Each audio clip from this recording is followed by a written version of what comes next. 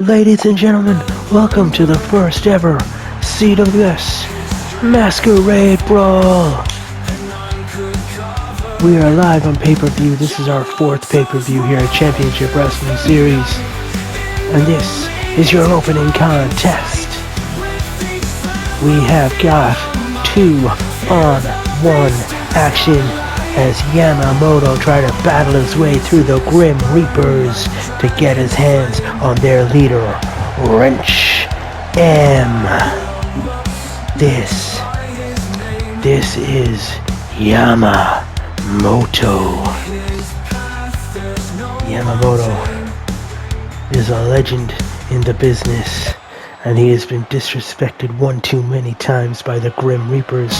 He challenged Gage in singles action earlier this month in a losing effort, so he is not able to touch Wrench M before the end of this pay-per-view. His anger did not stop at the leader of the Reapers, and he has demanded a matchup. The Reapers accepted under the condition it's 2 against 1. So ladies and gentlemen, this is a handicap match. The taller gentleman in the ring is Jackson Gage Harris, alongside longtime friend and partner Tommy Torque Thompson, representing the Grim Reapers. Is Yamamoto going to be able to fend off 2 of the Reapers, or will the Reapers take Yamamoto's soul?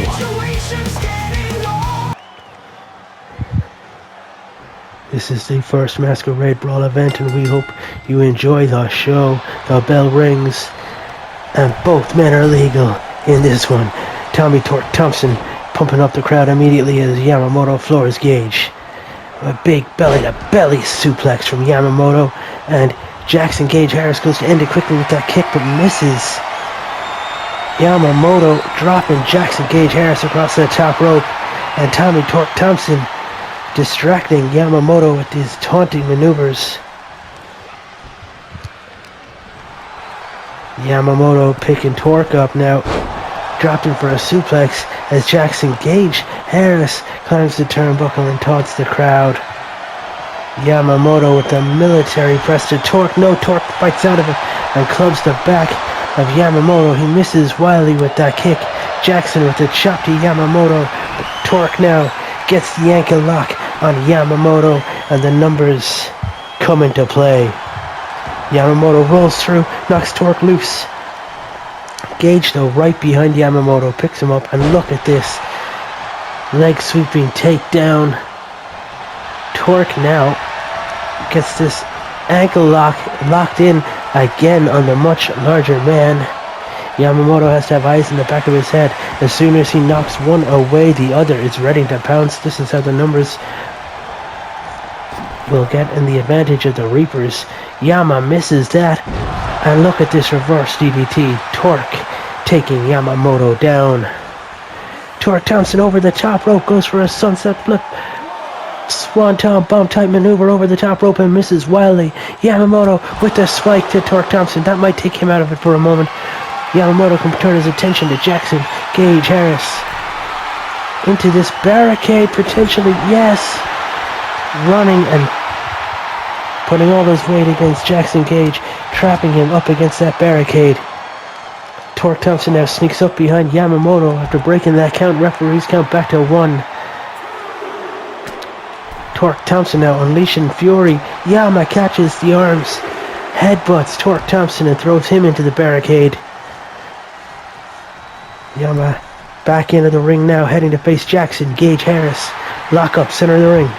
And belly-to-belly suplex. Yamamoto takes Gage down. Yamamoto whips Gage off the ropes. Shoulder tackle. Neither man takes the other one down. Torque sneaks up behind and takes Yama down with a clothesline to the back. The ref's got the count 1. And a kick out at 1 by Yamamoto, who slides to the outside to catch a breather. Gage, big mistake there from Gage, who pops right back up. Must be a bit embarrassed with that one. Yamamoto suplexes Gage outside onto the steel steps, and Gage gets right back up. right back up after being dropped on those steel steps. Torque Thompson now taking the fight to Yamamoto. He goes to drop him with a cross body and it doesn't quite get all of it. Not sure who got that worse than that one, but Torque clotheslines Yamamoto over the top rope and out to the outside.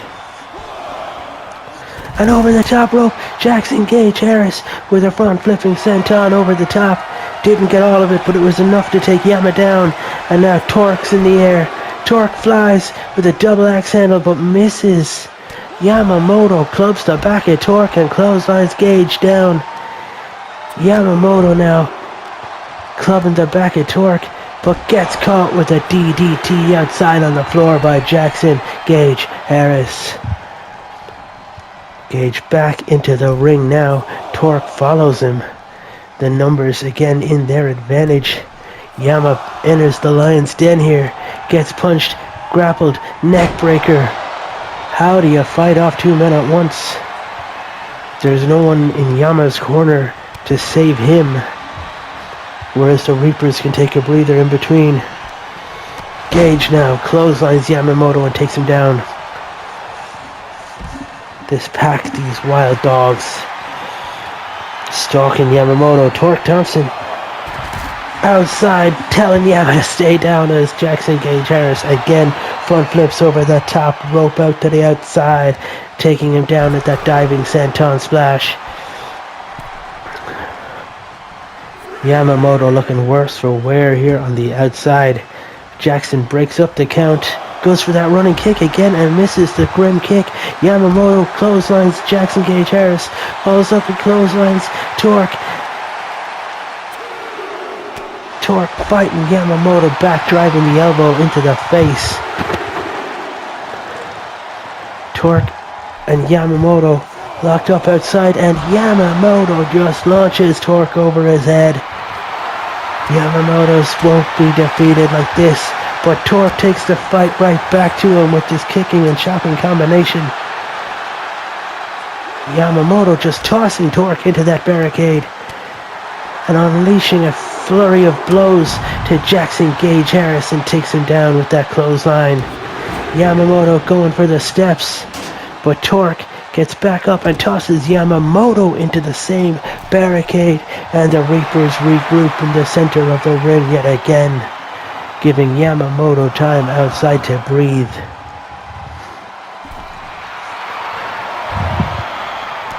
And a big boot takes the head off Torque, who pops right back up. Yamamoto taking the fight to Gage, whips him into the turnbuckle, only to have a sneak attack by Tommy Torque Thompson, who reverse DDTs Yama into the mat. 1, 2, and a kick out by Yamamoto at 2, but straight away Jackson Gage Harris kicks him in the face and covers him. 1, 2, and Yama kicks out again. What does Yamamoto have to do to get the Reapers down? How can he get one of them? Oh, and Jackson Gage Harris over the top with a front flipping senton, followed up immediately by Tommy Torque Thompson with a diving crossbody through those ropes.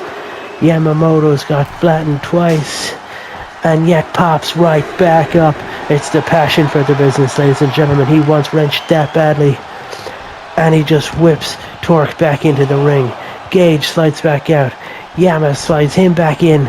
And now Gage goes for that front flipping senton over the top rope and misses wildly. Yamamoto slides in underneath him, gets a release suplex on Gage, and Tommy Torque Thompson dives in with a jumping DDT, taking down Yamamoto.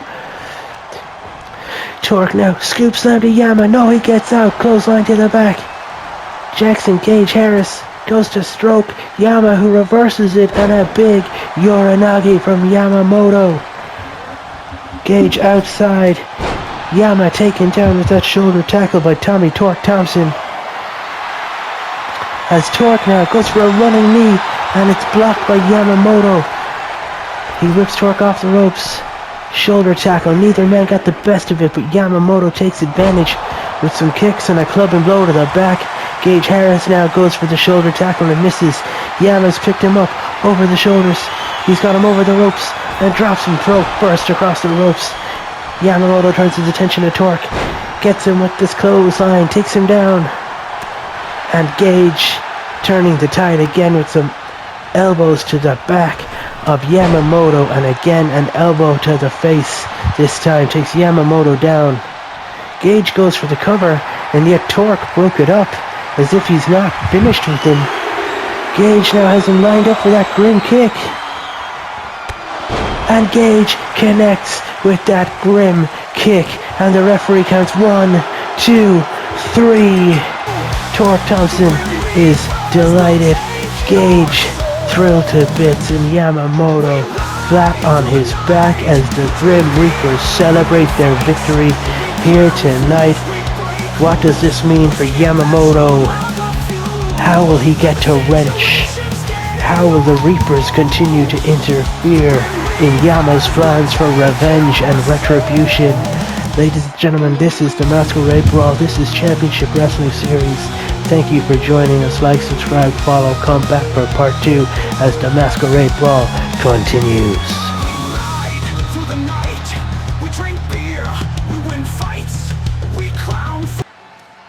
This, everyone, is part 2 of the Masquerade Brawl pay-per-view by Championship Wrestling Series. I want to welcome you all back for CWS Women's Tag Team action. Introducing first the challengers, Nurse D, Ceased, and Fire Person Sam. I give you the team of the First Response. First Response won a triple threat tornado tag team match on episode 16 of Tombstone TV, making them the #1 contenders for the CWS Women's World's Tag Team Championships. The fans are really starting to grow towards this pairing, Nurse Deceased and her non-binary nightmare friend, Fire Person Sam, who has claimed that at least half of the tag team championships will henceforth be known as the CWS Women's and other /gender neutral tag team championships if the team of the First Response can win these titles tonight. And on their way to the ring, the CWS Women's World Tag Team Champions, Grace and Faith, the Lord's Angels. As you can see, alongside the champions on the way to the ring, Lord and Xavier is here tonight as well. We know he is going to be part of that Intercontinental #1 contendership Masquerade Brawl Battle Royale happening later tonight. Here he is, getting a feel for the crowd on his way down, getting a feel for the ring, supporting Lord's Angels. You've got the champions Grace and Faith as they prepare to take on the team of First Response. And that's what it's about, ladies and gentlemen, the CWS World's Women's Tag Team Championships. We are coming to you live on pay-per-view from Cork, Ireland. We hope you can join us here for this pay-per-view event. These are your challengers, Nurse Deceased and Fire Person Sam, and these are your champions, Grace and Faith.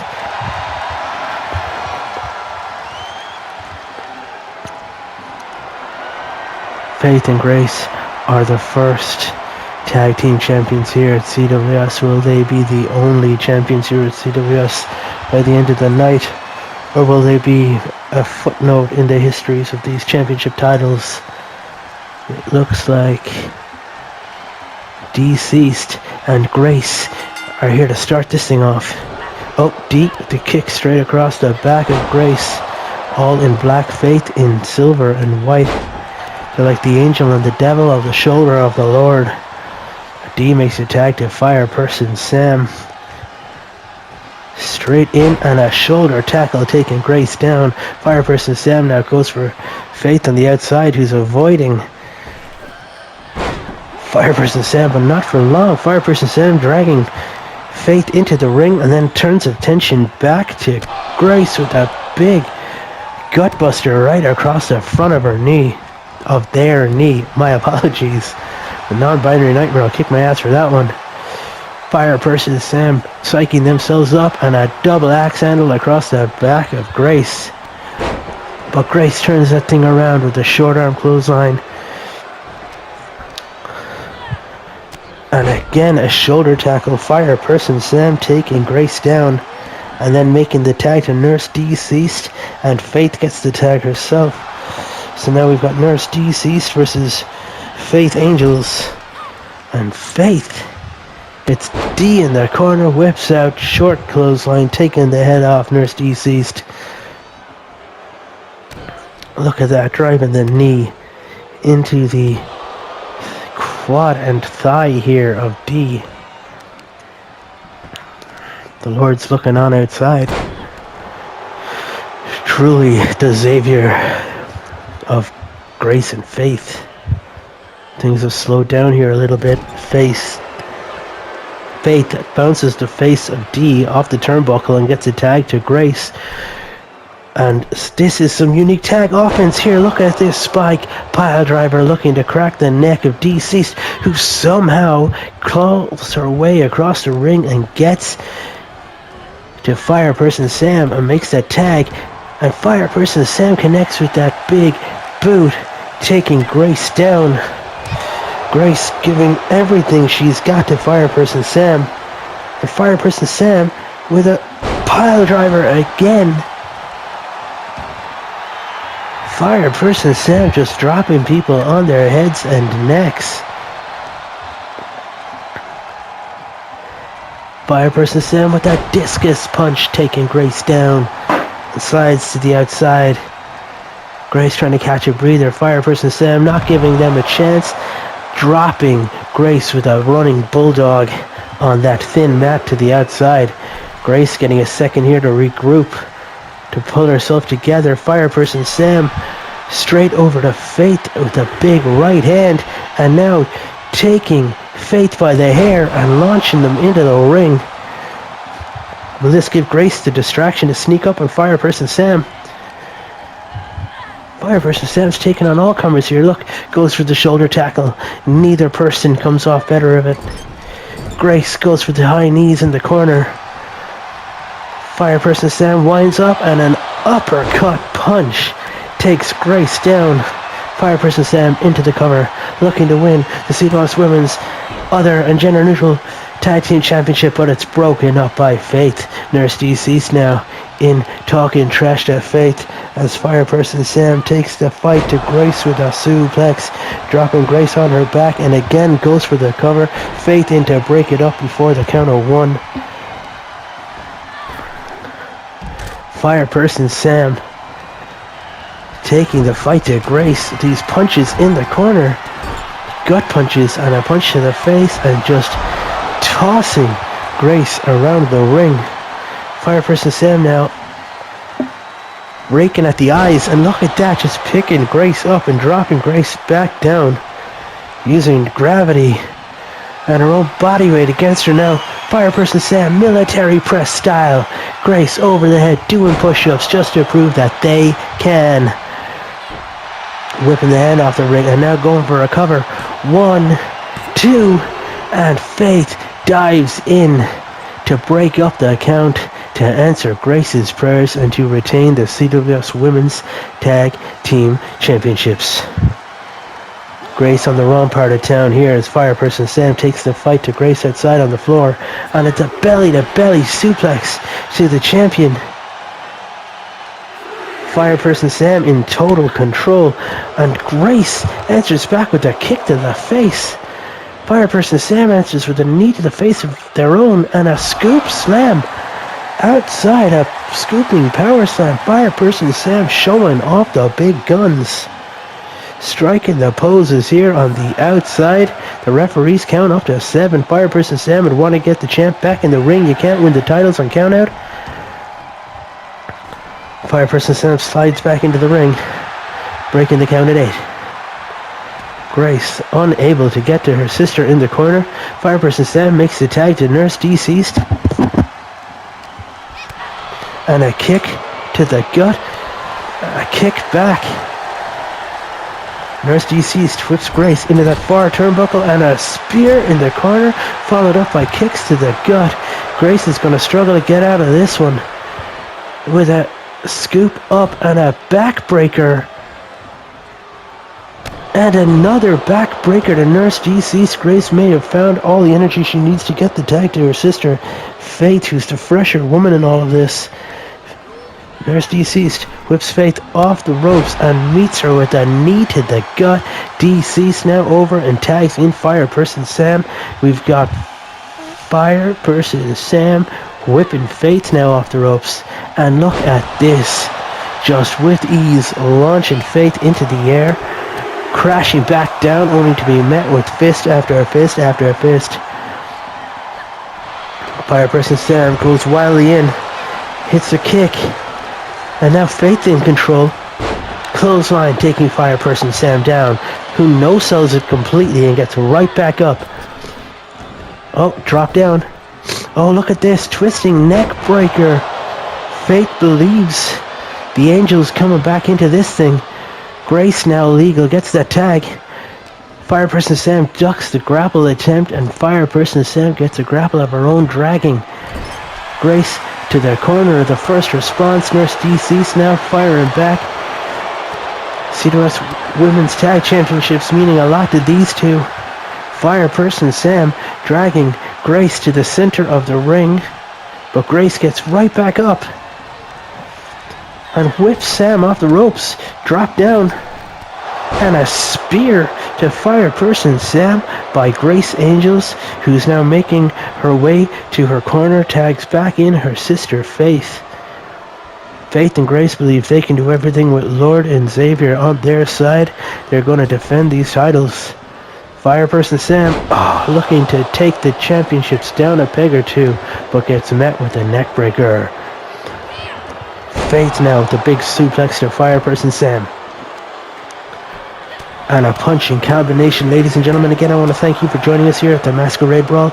This is your CWS Women's World Tag Team Championship match. Fireperson Sam, Nurse Deceased, the team of the first response, challenging Faith and Grace, the Lord's Angels, and Fireperson Sam with a big scoop slam, taking Faith down, and now choking toss, throwing Faith around the ring with ease. The non-binary nightmare. Fireperson Sam, the non-binary nightmare, now posing and taunting in the center of the ring again. And Faith struggling to get anything in this match. And it looks like another pile driver from Fireperson Sam. Faith trying to get back up, struggling to her feet, and another military press. Release. Fireperson Sam with the cover. Grace in to break up the count at 1. Deceased in to tackle Grace, and Grace is fighting back.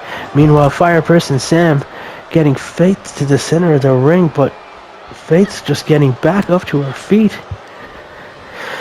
Fireperson Sam lifts and a suplex dead center of the ring, and now the Lord is up on the apron. Lord and Xavier now offering a distraction to Fireperson Sam, allowing Faith to launch an assault from the back. Look at this. She just seems to have used some sort of weapon or tool there to get at the eyes of Fireperson Sam. And Faith with a running neck breaker taking Sam down.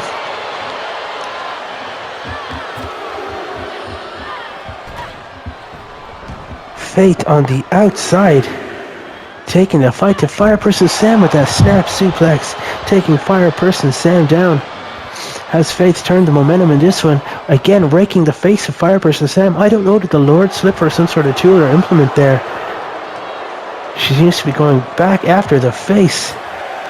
Refs count up to 6, and Faith with Fireperson Sam on her shoulders, and oh my god, look at that fall from Grace. Both Angel sisters hitting the fall from Grace. It's a move they both enjoy. Refs count up to 9. Can Fireperson Sam get to break up that count? She just does. Fireperson Sam breaks up the count at 9.5, nearly getting counted out and losing opportunity here for championship gold at CWS. Fireperson Sam now across the back of Faith Angels. Nurse DC's flat out on the floor, and Faith somehow jumping DDT. A little Faith, just a little Faith DDT. And Nurse Deceased in to break up the count. Faith thought she had that. The victory was in the grasp of the Angels there with just a little Faith DDT. Faith now lifting Fireperson Sam up. Looks like she's going for that fall from Grace again and doesn't have it. Fireperson Sam now with the Gutbuster to Faith. And it looks like again Lord and Xavier paying in dividends. Challenging Fireperson Sam here, offering the distraction, and now Grace back in. Legal tag, electric chair drop. Grace now taunting the crowds, doesn't realize, but now Nurse Deceased has the tag. And straight away, It Factor. Grace with the It Factor. 1, 2, and oh my god, I thought Nurse Deceased's championship attempts were after becoming deceased. Somehow Grace didn't get the 3 off of that angelic It Factor. Faith now legal. Nurse Deceased legal.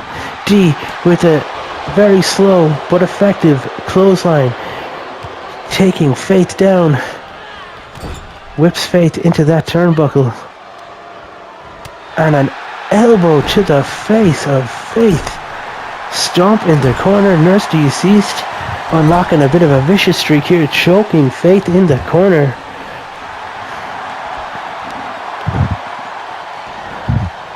Faith climbing out of there, but she's getting stalked by Nurse Deceased, who's got Faith up with a scooped power slam, and in the background, Faith in to break it up. Nurse Deceased, livid here, turns her attention to the wrong angel, launches Faith over the top rope. Now Nurse Deceased. Oh my god! Grace launched out. Faith now manages to block the attack of Nurse Deceased.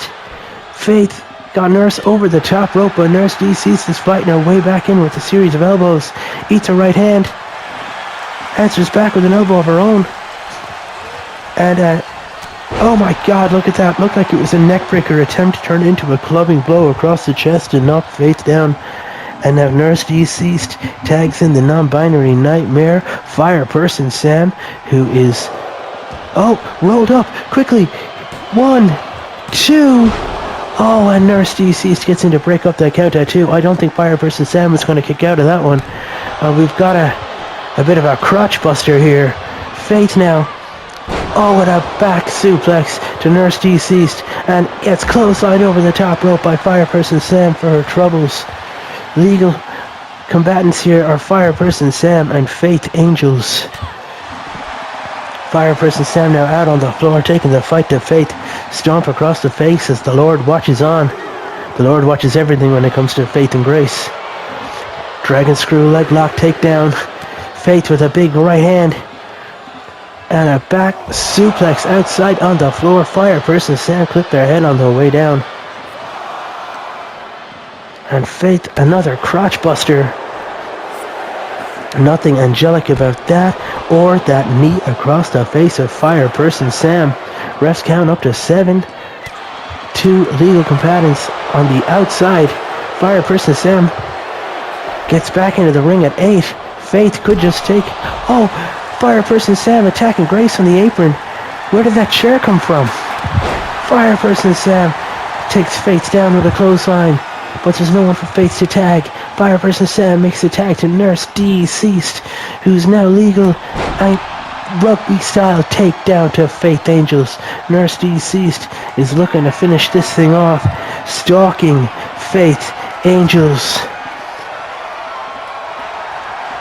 And has this sleeper locked in center of the ring with nowhere to go. Is Faith going to submit here? Are we going to have new champions? Grace slides into the ring in the background and breaks that thing up with a punch. Fireperson Sam into the ring. Faith gets a back suplex for her troubles. Grace sliding to the outside. Faith is sliding to the outside as Grace is having her head pounded into the mat. Nurse is stalking the wrong sister. Faith Oh, with a knee bar breaker to Nurse Deceased. Nurse is out on her feet. Fireperson Sam eating right hands here over the top rope. And it looks like Faith is taking her attention to Fireperson Sam with a DDT on the apron. Ladies and gentlemen, I don't know if you've ever heard this in any wrestling company before, but the apron is actually the hardest part of the ring. And what Faith just did to Fireperson Sam, that should be illegal in all countries, in all companies. Faith has Fireperson Sam rocked on the outside. And now a twisting DDT taking Nurse Deceased down. Referees count up to 4. While Fireperson Sam is down on her feet, Faith needs to get Nurse back into the ring and get the cover to retain these championships. Now Nurse Deceased up on her feet, and Faith picks up Spine Buster into the cover. We've got a 1, 2, and Nurse Deceased kicks out just as Fireperson Sam makes her way into the ring to break up the count. Fireperson Sam launching Grace over the top rope. Onto the outside, they're struggling away.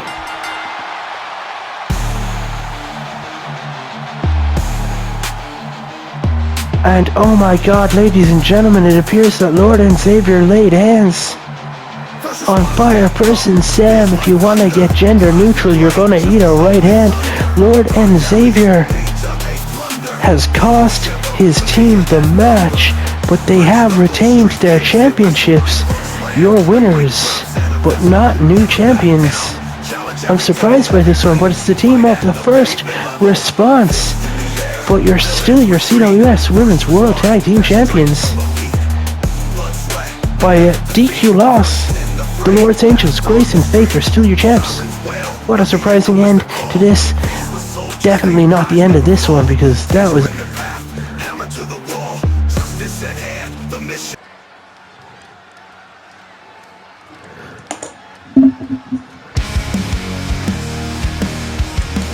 Ladies and gentlemen, welcome back to part 3, the Masquerade Brawl. This is your women's Masquerade Brawl matchup. The winner of this match will be a future #1 contender for the CWS Women's World Championship. Introducing first on her way to the ring, this is Ren.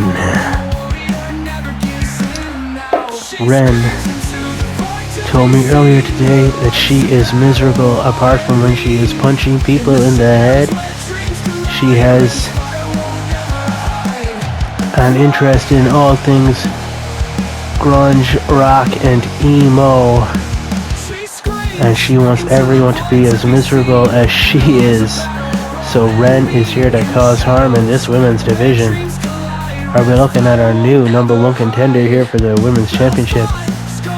And who will our champion be at the end of the night? Will it be Big Time Aerial Wrestler, or will it be the Wildcat Kitty Richards? Winner of this will go on to face the winner of that match later in the CWS. It won't be tonight, but by the end of the night we'll know our champ, we'll know our #1 contender for the Women's Championship. Ladies and gentlemen, this, introducing second, is El Dorado, Miss Lindsay Dorado. Lindsay Dorado looking to get another bit of gold across the waist. El Dorado here, always in search of gold. Looking to make her mark here at CWS. Was in the Eliminator last month and was first eliminated by the eventual winner, Wildcat Kitty Richards. Will El Dorado fare a bit better here tonight at the Masquerade Brawl? Our third combatant and entrant in this match. We saw her last week as part of a tag team named Beach Force. Ladies and gentlemen, this is Sandy Beach. Sandy running down to the ring, very happy, eager to be here, looking for championship gold, running right past Ren. Could you have polar opposite humans? That might be Ren and Sandy Beach. These two are chalk and cheese. Sandy, deceptively agile, deceptively capable. And she might steal the upset. I don't think many had the Wildcat Kitty Richards to win at the Eliminator, and yet she did. It might be the case here again where people look past Sandy Beach.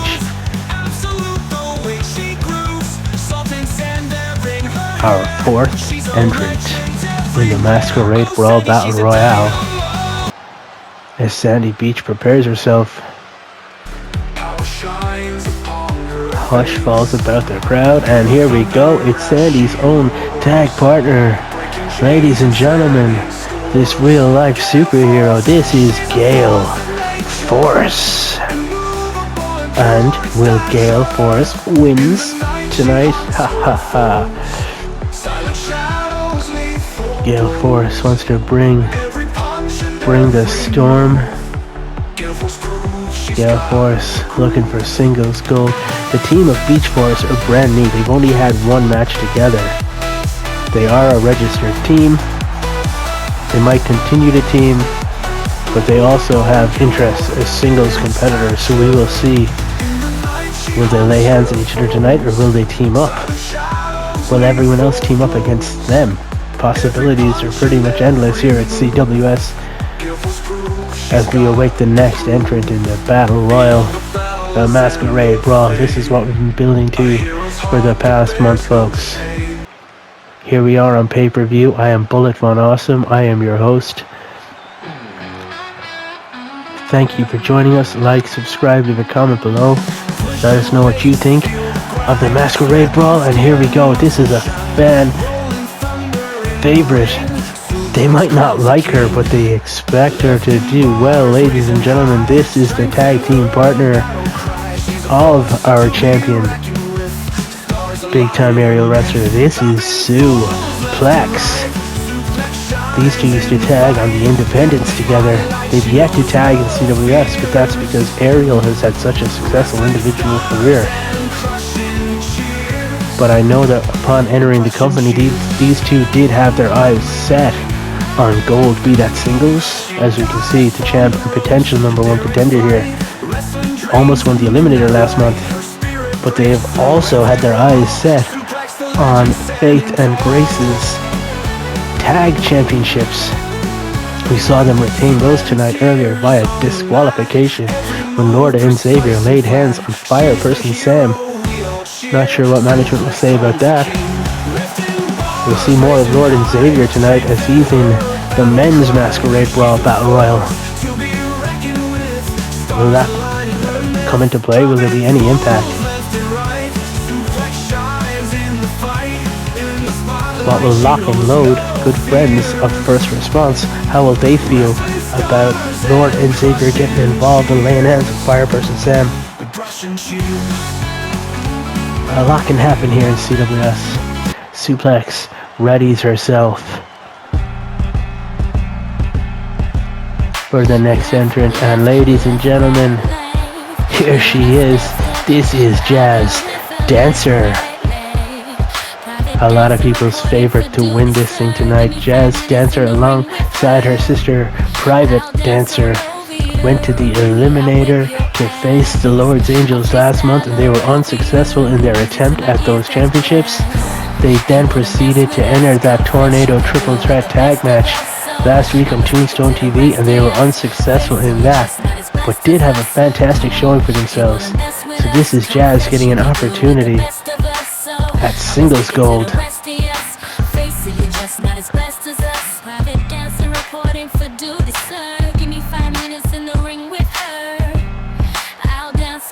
We are live on pay-per-view. Jazz Dancer readies herself up as the next entrant. Makes their way to the ring.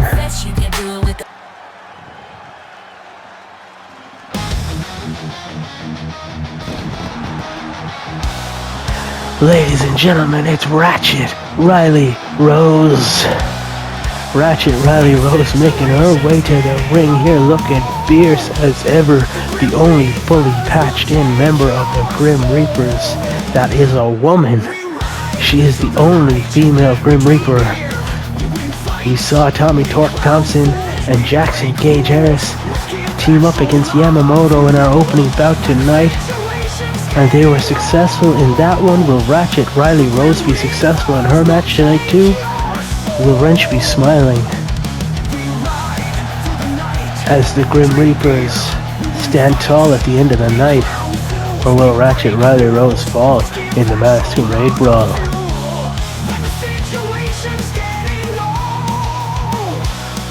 Nearly all of our competitors have entered. I know there's one wild card entrant tonight. I don't know who it's gonna be. There's an air of mystery around this. Ratchet Riley Rose readying herself. All the competitors on the outside. And ladies and gentlemen, what's going on here? This is new. Oh my God. Ladies and gentlemen, I did not know she signed for the company. This is independent wrestling sensation Wanda Curse. Wanda Curse is here live at CWS here at the Masquerade Brawl. Wanda Curse, you might know better from the independent scene alongside brother Killian Curse, the Cursed Ones. Is Wanda's arrival here foretelling that Killian's coming too? Or will Wanda Curse come alone? Ladies and gentlemen, I am shocked and surprised, but I am delighted to see new talent being acquired constantly here at CWS. Wanda Curse is going to be a force here in the women's division. What does she bring to the Masquerade Brawl? No one was able to prepare for Curse. And the bell rings, and here we go. Sandy Beach dropping Jazz with the DDT. Gale Force locks up with El Dorado. Everyone seems to have turned their attention to Wanda Curse to try to take advantage of the newcomer. This thing is chaos already, ladies and gentlemen. Ratchet Riley Rose has been dropped. Wanda Curse hops over the body of Ratchet Riley Rose and turns her attention to Gale Force, looking for the first elimination, but Wrench says no. Ren says no, and look at this for a tag team dropkick by Ren and Gale Force. And look, Gale picking Ren up and dropping across the chest of Wanda Curse. And just like that, Gale turns attention back to Ren and turns on her would-be partner. Ren says no and leaps and hits a crossbody. Gale Force kicks right back up. Meanwhile, Wanda Curse driving her fist into the face of Ratchet Riley Rose. Ren dropping El Dorado. Oh no, oh my God, Canadian Destroyer. Ren with a Canadian Destroyer. And it looks like Sandy Beach has been eliminated. Ren gets suplexed up in the shoulders. Look at that front fake buster. El Dorado taking a breather in the corner. Ratchet Riley Rose with a bear hug on Wanda Curse. Sandy Beach walking up the ramp. I don't even know who eliminated her. And look at Jazz Dancer taking Gale Force down to the head scissors. Ren looking to eliminate El Dorado. Ren trying to put pressure on El Dorado to get her out of the ring. Gale Force dropkick to Ren. Jazz got Ratchet in the corner and a big choke drop here. El Dorado choking the life out of Gale Force. Ratchet Riley Rose fights out of that one. And El Dorado gets out of a suplex attempt by Suplex herself. Ren with El Dorado up and a front face buster again, taking El Dorado down. Suplex dropping the elbow across Gale. El went under the ropes, not over the top, as Wanda takes the fight to suplex. Ratchet Riley Rose resting in the corner. El Dorado resting under the ropes. Gale, center of the ring. Jazz now gets back up and clotheslines Wanda Curse to the back of the head. Ratchet Riley Rose needs an elbow from Jazz Dancer. Suplex goes for a clubbing axe handle and misses everybody. Jazz Dancer again dropping the golden heels into the head of Ratchet Riley Rose. Gale goes under the ropes. Wanda's under the ropes. Jazz under the ropes. Ren with a suplex there to El Dorado. And Wanda Curse hits her with a neck breaker for good measure. This thing is pandemonium, and if this is going to be a lot like what happens later on in the men's matchup for the number 1 contendership for the Intercontinental Championship. Gale Force goes over the top rope. El Dorado tries to knock her out, but Gale gets the double boots up. Sue, off that second turnbuckle, springboards back with a dropkick, and wrench now, absolutely decimating Jazz Dancer. She has no time for her and her upbeat ways. And suplex, look at this innovative offensive takedown. El Dorado. Ren decimates Gale with these punches and catches Gale Force by the hair, tossing Gale around the ring. Sue picking El Dorado up and just flipping her out of her life. Wrench now trying to eliminate suplex, and look at that domination. Wanda Curse with a diving clothesline to Ren. Ren answers back with a diving crossbody. Ren now, snapmare takedown of Wanda. There are 7 women left in this thing as Ren hits a crossbody and suplex, and Ratchet Riley Rose drops the Wanda Curse on her back.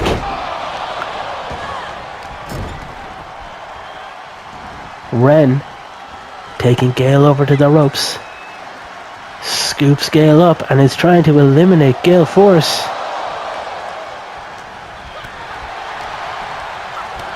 And Jazz Dancer and Ren team up and eliminate Gale Force, only to turn on each other, and Ratchet drops Ren with a DDT.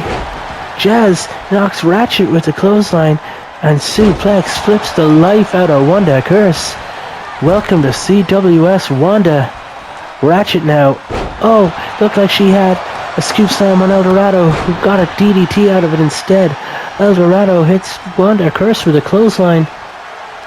El Dorado goes to drive the elbow. Wanda says no. Ren throws Jazz over the top rope, and Wanda tries to get El Dorado over the top. We've got Jazz and El Dorado in difficulty, and Wanda Curse. Avada Kedavra, El Dorado, you are out. Wanda eliminates El Dorado. Jazz gets back in. Sue with a springboard DDT to Wanda Curse. And Sue turns her attention to Jazz Dancer and drops her flat on her back. Wanda's gone under the ropes. Ratchet Riley Rose is backed up from Ren to catch her breath. Enters the fray here with some rights and a clothesline to Jazz. Saw her coming. Now Sue's taking a breather. And seems like she's stalking Ren, seeking the opportunity to get the larger athlete out. And Ren says no and hits Sue with a running crossbody. Jazz taking Ratchet Riley Rose to task in the corner. Ren with it. Oh my god. Ren. Oh my god. Ren absolutely. Decimation. Wanda hits that front face lock driver to Jazz Dancer. Wanda squares up to Ren. Kick. And oh, that front face lock driver again. Wanda Curse taking Ren to task. Big right hand to Ratchet Riley Rose, but she gets taken down by Ren, who launches Jazz Dancer into the air with a suplex. Speaking of suplex, Sue stopped dead in her tracks as if cursed by Wanda, who drags Sue over to the ropes. Wanda goes to grapple with Sue and can't grapple with the best of them.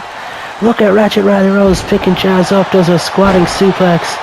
Wanda turns her attention to Ratchet.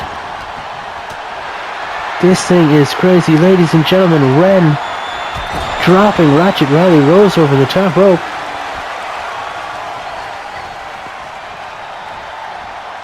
We've had El Dorado, Sandy Beach, Gale Force all eliminated. And here we go. Wanda Curse just eliminates Jazz Dancer. That's 2 for her tonight. As Suplex goes to eliminate Wanda. But Wanda catches Sue. Oh, I thought Wanda had the powerbomb, but no. Suplex catches Wanda. Hurricane Rana over the top rope. Meanwhile, Ren has eliminated Ratchet Riley Rose. Ladies and gentlemen, we are down to Ren and Suplex. One of these is going to be our future women's #1 contender for the CWS Women's Championship. Will it be the tag team partner of the champion, aerial wrestler? Will it be Suplex, or will it be the miserable one herself, Ren? Ren taking the fight to Sue. This DDT, and oh my god, she's going for it. She's gonna flip the life out of her again. Ren looking to toss Sue now over the top rope.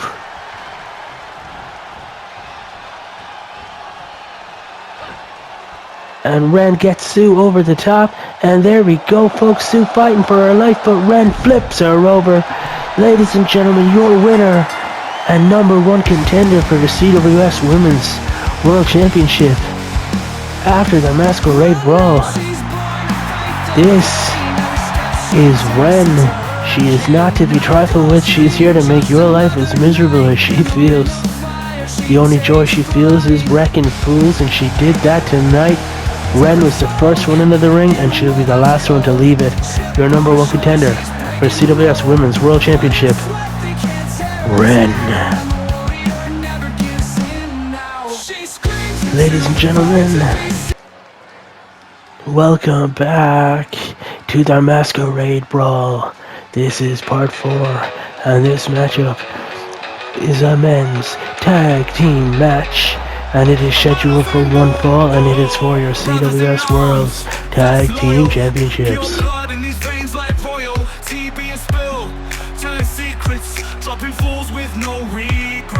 Introducing first, on your left, the Tower of London, Big Ben, and his tag team partner, Royal Albert Tall. They are the Pure Bloods. They are the team of Big and Tall. Big and Tall won the tournament we had over the last 4 episodes of Tombstone TV, looking to determine a new #1 contender for the Tag Team Championships here at CWS. And Big and Tall went on and beat Lock and Load in the finals of that tournament. So Big Ben and Royal Albert Tall are the #1 contenders. They were telling me earlier that they like jewelry, they like gold, and they think that those championship belts will look great wrapped around their waists. They're here to conquer.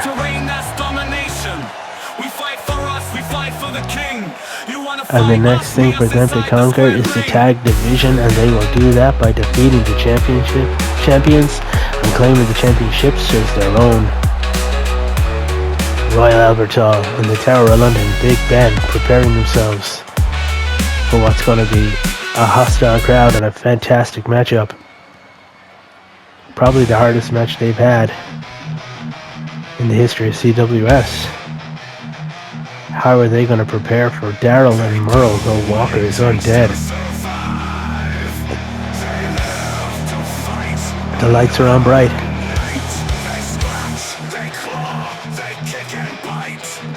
Metaphorically speaking.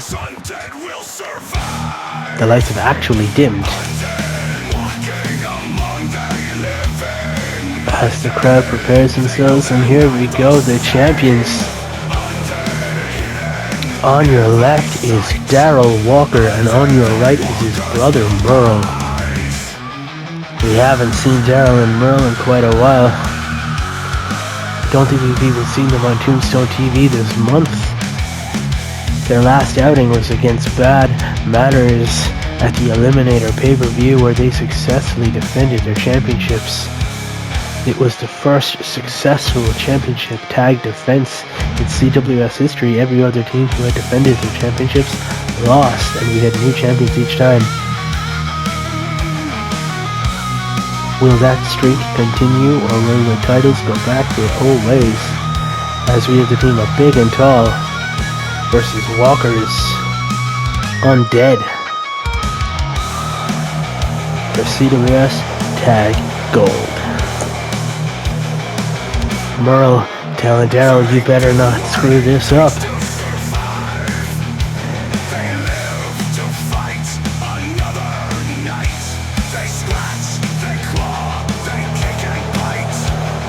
The fans booing the champions because we never see the champions. Seen Big and Tall a lot recently in their battles with Loco Azul, Pantera Roja Dos Bestias Lopez, teams like Bobby Locke and Tommy Lode.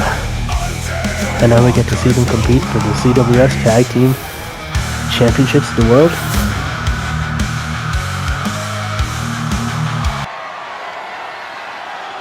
This is a tag team title match. It is scheduled for one fall. The championships cannot change hands via disqualification or countout. These are your challengers, the Tower of London, Big Ben, and his tag team partner, Royal Albert Hall. And the champions, Merle Walker and his brother, Daryl Walker. The Walker is undead. Your tag champions here at CWS.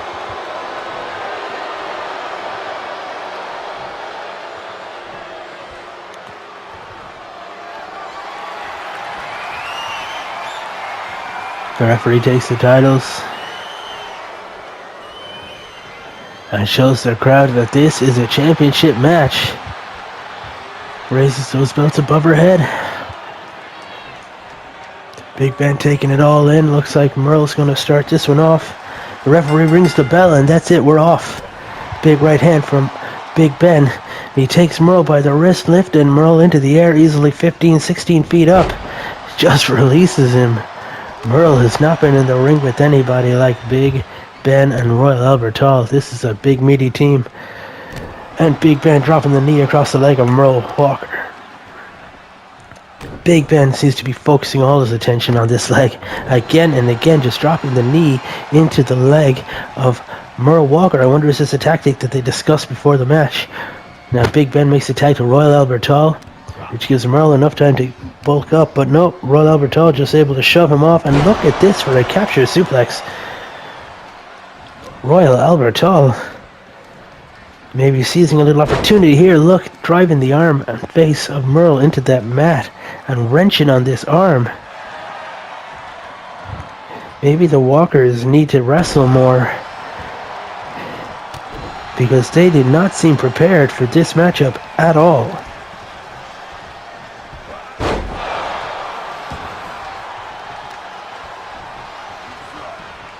Royal Albert Hall goes for a discus punch, but no. The Walkers managed to fight their way back into this thing. Merle now choking Albert down in the corner.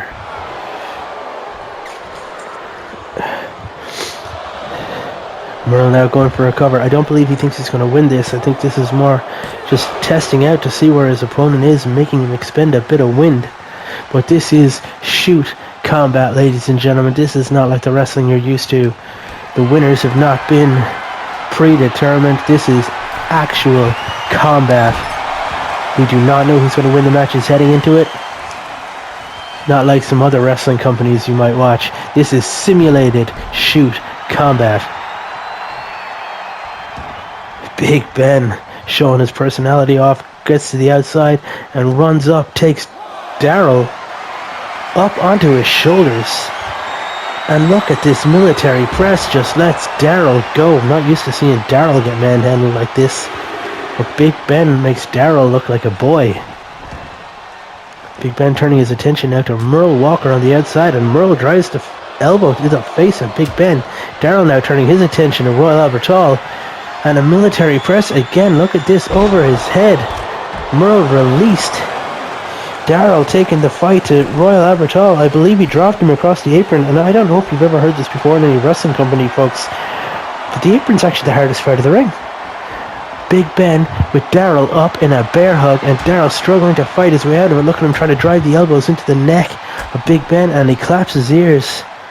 Daryl with that running clothesline taking Big Ben down. The Tower of London has fallen. Daryl can't lock up with Ben. Ben now, big punch to Merle on the outside and taunting right in the Walker's corner, which seems very risky. Daryl with these punches and this clothesline combination to take Big Ben down. Daryl's rolling around now. He was a high school wrestler who never finished high school. Daryl bouncing the head of Big Ben off the top turnbuckle, and Daryl now makes the tag to his big brother, Merle Walker. This tag team offense, look at this.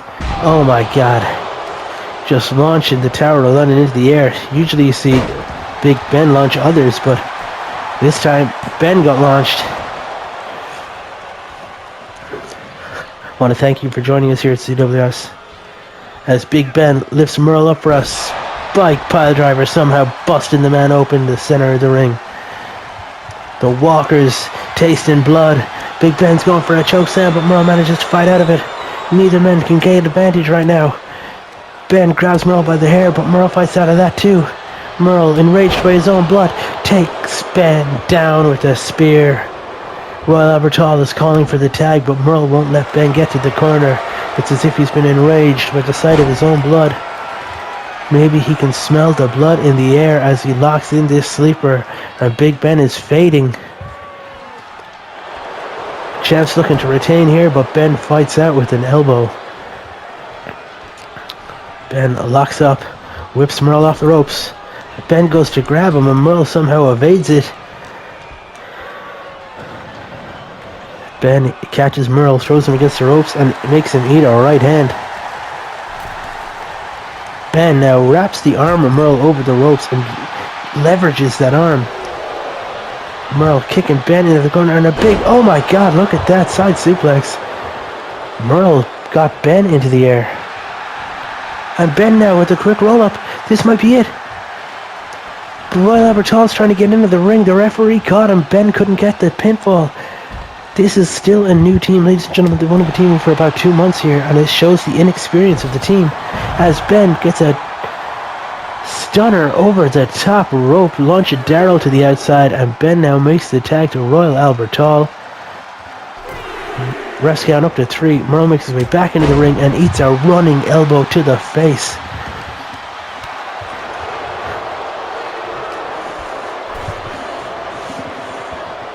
Look at this, capturing Merle by the head and neck and tossing him over his head. Royal Albert Hall thinks he has it. He says he's going to finish this, but Merle makes the tag to Daryl. And look at this float over DDT. But Daryl's fighting out of this predicament. Is he going to turn the tides on this one? Look at this short clothesline taking Royal Albert Hall down. Daryl now taking the fight, and a gut wrench. Oh my god, gut wrenches him up and drops him. We've got a 1, 2, and Royal Albert Hall kicks out at 2. Big Ben didn't even have to come in and break that up. We've seen that trope time and time again here at CWS. And yet, not to be right now. Merle with the punching kick combination and a big boot across the face of Royal Albert Hall. Merle gets, it's like he's going to get sidewalk slammed, gets his knees up to Royal Albert Hall, and it appears as though he's bust open Royal Albert Hall. Merle now takes Tall down with a clothesline. Ben watches on as the ref counts 1, 2, and Royal Albert Hall kicks out at 2. Ben on the apron now screaming for the tag as Merle taunts, says this is it, he's going to finish it. But Ben is in. And he gets clotheslined down by Merle. The power of the champ does not want to defend, does not want to lose these titles. He wants to defend them successfully. Big Ben got Merle up for a suplex and drops him into the corner, big and tall. Merle slides to the outside, and Ben's got to give chase, which he does, and he scoops him up, and he's going to drop Merle right across the top of that barricade. Merle trying to drag his way away. He can't escape as Ben drives the knee of Merle into the floor outside. Ben again back to this leg-based offense. However, Ben can't win the titles on the outside. He's got to bring the man back into the ring if he wants the gold. Tossing him into the barricade isn't going to help. Dropping him face first across the top might, though. Big Ben now, look at that. He's after spearing Daryl off that apron. And Ben's gone over to tag Royal Albert Hall, but they can't win the match if the champions are on the outside. Merle could just take the count-out victory. Does Merle know where he is? I don't think so, because he's after sliding back into the ring. Both combatants bust up here. Daryl's still slapped out on the outside. Royal Albert Hall suplexing Merle into the corner of Big and Tall, but Big Ben recouping on the outside. Knee to the back of the head. Merle is down. This is all Royal Albert Hall at the moment. And look at this. Oh my God. The package deal. Big Ben's tagged back in. Merle flat out on the ground. Ben picks him up. Scoops him into his arms. And he's just put him in the tree of woe and launched him across the ring and made Daryl watch. Ben now back to Royal Albert Hall in the corner. The team of Big and Tall. This is all about them right now. Royal Albert Hall thinks he's got it. But Merle scoops him up, and look at that. Survival instinct of Merle here. 1. Now the referee doesn't even get to 1 because Big Ben breaks up the pinfall attempt. Merle now clotheslining Ben out over the ring as Ben's trying to get out. Merle looks like he's going to find his brother, make that tag to Daryl. Royal Albert Hall gets back to the corner of Big and Tall. Sees Daryl and decides, nope, I'll fight you. The boys have an elbow off, float over DDT, center of the ring. Royal Albert Hall just drops the champ. Daryl gets right back up to his feet. And look at this, double underhook suplex. Royal Albert Hall might have this thing. He's getting confident. Daryl's getting thrown around. Look at this neck breaker right in the corner of Big and Tall. Big Ben on the apron getting excited for what he can see. Royal Albert Hall dragging Daryl into their corner, bounces his head off the top turnbuckle and makes the tag. The team of Big and Tall, they've got Daryl right where they want him. And look at this. Oh my God. An assist with the shoulder tackle from the top rope. Big Ben's calling for the choke slam. He's got him up for that Buckingham choke slam. Big Ben gets the choke slam. And we got a 1. And a break up of the pinfall at 1 by Brother Merle. I thought the Buckingham choke slam was going to be it for Daryl. But the titles were saved by the interference from his brother. Daryl now clotheslines Big Ben, get him down. Referee got the count of 1, and Big Ben, the Tower of London, kicks out at 1. Daryl, you're going to have to do more than that to defend your titles. And he's got him up. Look at this. Daryl with the Dominator to Big Ben. I've never seen Ben manhandle like that before. Royal Albert Hall in at 2 to break up the count. Daryl Walker just showing off his immense strength by hitting a Dominator on Big Ben. I've never seen him do that to anyone, let alone someone this size. And he meets Ben's face with his knee. Daryl now hopping the face of Big Ben off the top turnbuckle, and Daryl makes the tag to Brother Merle. Tag team offense here as the Walkers Undead launch Big Ben 20 feet into the air. Merle now legal, doesn't realize that Big Ben's made the tag. Royal Albert Hall sneaks in behind him. They lock up. Royal Albert Hall with a British suplex and a float over DDT. Royal Albert Hall taking the fight to the champs here. The fancy footwork of Royal Albert Hall. He is stalking Merle. He's got him up. Look at this. Taking the man back down. Seems like Royal Albert Hall goes after the arms. Big Ben goes after the legs. And between them, your limbs are turned to bits. They will mince you in this ring. The tag team of Big and Tall. Now that they have found their groove, they are very effective as a unit.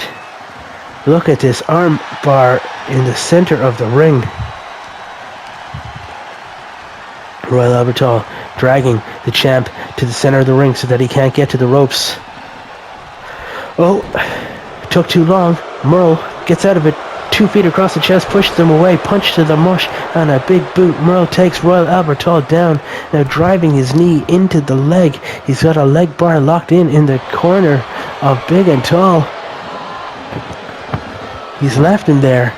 Merle's made the tag to Daryl. Royal Albert Hall's taking the fight to the Walkers. A jumping float over DDT again takes Daryl down, but Daryl gets right back up. The champs do not want to lose their titles like this, and again Daryl dropped on his face as Royal Albert Hall goes to work on the arm, this time of Daryl Walker. We are here at the Masquerade Brawl pay-per-view. Ladies and gentlemen, this is for the Tag Team Championships. Royal Albert Hall bouncing the head of Daryl Walker off that top turnbuckle. Quick tag to the Tower of London, Big Ben. Walker's launched. You ever seen a Walker fly? Big Ben now tackles Merle off the apron when Merle was distracted. Big Ben now going out to face Daryl. Daryl giving chase, misses Wiley with the punch. Big Ben backing up. Big Ben enters the ring, and Daryl's going to face him. Big right hand blocked. Elbow from Big Ben to Daryl. He's picked him up. Military press, center of the ring. Big Ben doing push-ups with the tag team champion. And he just releases Daryl Walker. But Daryl gets a boot up to the face. Pele kick to the face. Big right hand. And Daryl now, he's got a sleeper locked in. Oh my God, look at this sleeper slam. Daryl lifts him up, drops Big Ben like that. Royal Albert Hall in to break up the count at 1. Daryl beside himself. Daryl now turns his attention to Royal Albert Hall. Oh, but he eats a right hand. Daryl's turned his attention back to Big Ben. He's not messing with Tall right now.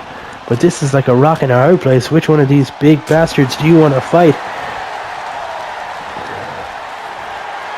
Big Ben, military press again. Got Daryl up on his shoulders, and he's just going to release the champion to the center of the ring. Let gravity do its thing. Big Ben, he's got him up, and a Buckingham pile driver. The Buckingham Palace pile driver. Big Ben dragging Daryl into the corner. Hops the head off the top turnbuckle. Big Ben makes the tag to Royal Albert Hall. Axe handle from the top rope. The Empire has struck back here. The uppercut to take Daryl down. Royal Albert Hall teasing the crowd. He has it, but he took too long, and Daryl's made the tag. Merle now legal. Merle in with the side suplex. Launches Royal Albert Hall over his head. Merle now going for the cover in the Walker's corner. Big Ben in to break up the count before the referee could even count to 1. Merle now taking the fight back to the center of the ring, eats an uppercut. Royal Albert Hall goes for the cover. Daryl in to break it up at 1. Everything is broken down here, ladies and gentlemen, at CWS, but it is all about the tag team championships.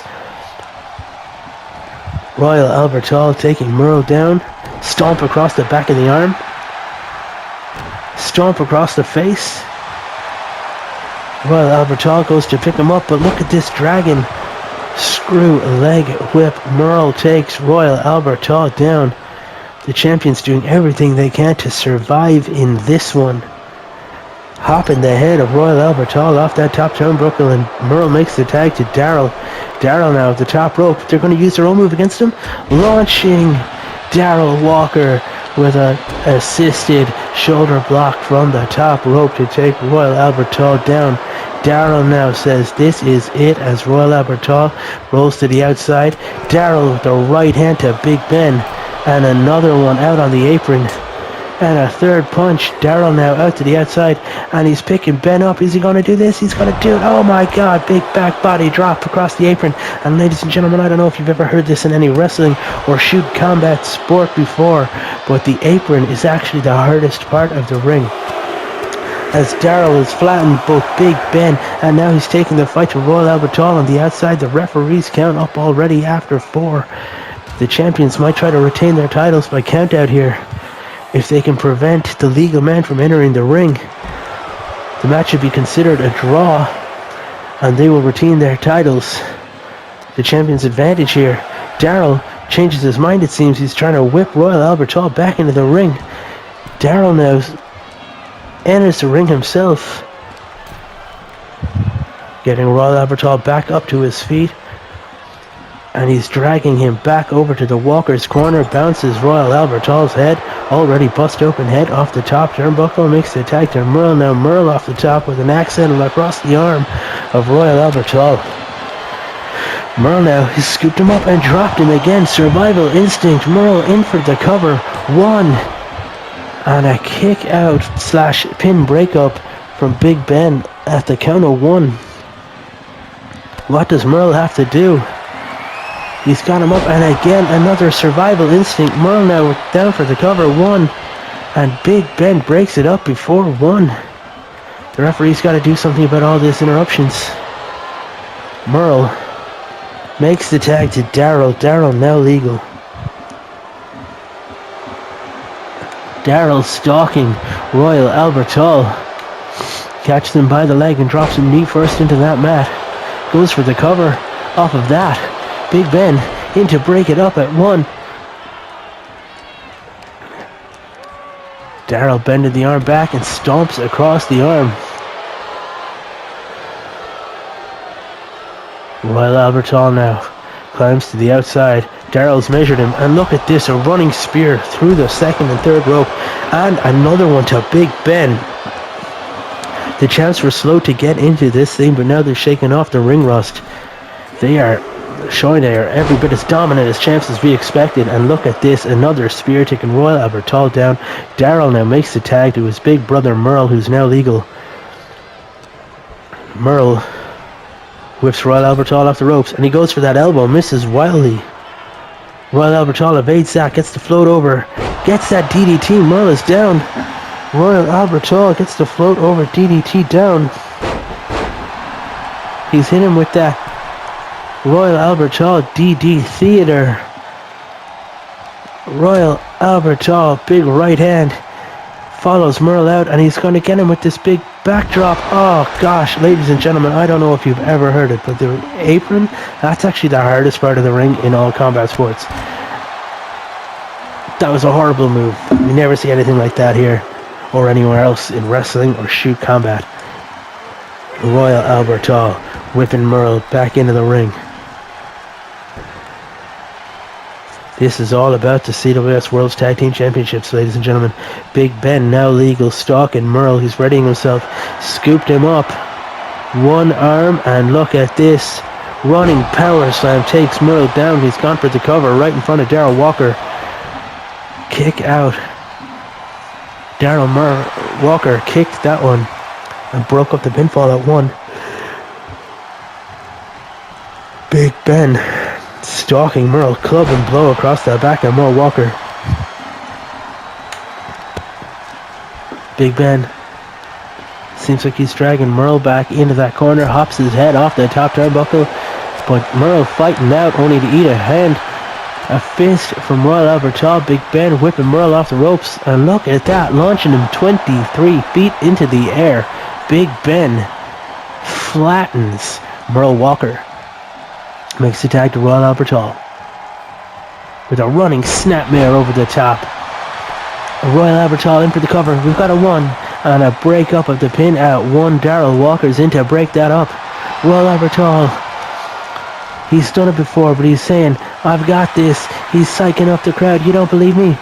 He makes the tag to Big Ben. Big Ben in. Look at the face of Merle Walker as he eats a crossbody. Merle is down and right back up. Eats a right hand. Big Ben, wrist lock, picks Merle up, walking him around the ring right in front of Darryl. He took the Walker for a walk, made him eat the boot. Big Ben dropping the knee into the inside of the leg of Merle Walker. Back to this leg-based offense we spoke about earlier. Big Ben is stalking Merle. He's got him up. This running power slam one more time. The Tower of London, rocking Merle Walker with that. And the rest down for a count of 1, and Darryl's in to break it up. Royal Albert Hall whipping Darryl out of the ring. Big Ben puts a thumb up to say 1. Just a 1. Ben now stalking Merle. Got him up. Walks him over to the ropes, and he's just going to drop him throat first across that top rope.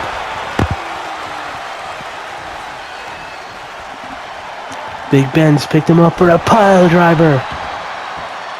Big Ben with the pile driver to Merle Walker. That could be it, but he makes the tag to Royal Albert Hall. Darryl on the outside looking on.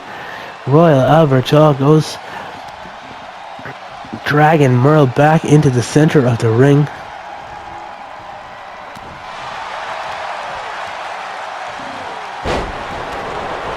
Merle now rolling through.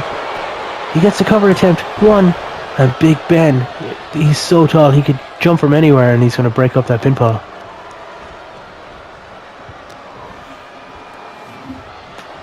Merle Walker with a headbutt. Stomp across the back of the arm of Royal Albert Hall. This matchup has gone longer than anyone expected, I think. This tag team match has been brilliant. Both teams have been in it. Both teams have been out of it. But it's still going. Look at this ankle lock. Big Ben dives in. Drop kick to Merle. Breaks up that ankle lock.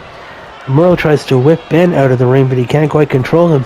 Look at this. Spike, crossbody, spike clothesline across the chest. Takes Big Ben down. Merle makes the tag to Daryl. Daryl with the right hand to Ben. And he's got this sleeper locked in. He's got that sleeper slam assault. Daryl now flaunting the guns. You'd have to have pretty big guns to drop Big Ben like that. Royal Albert Hall now.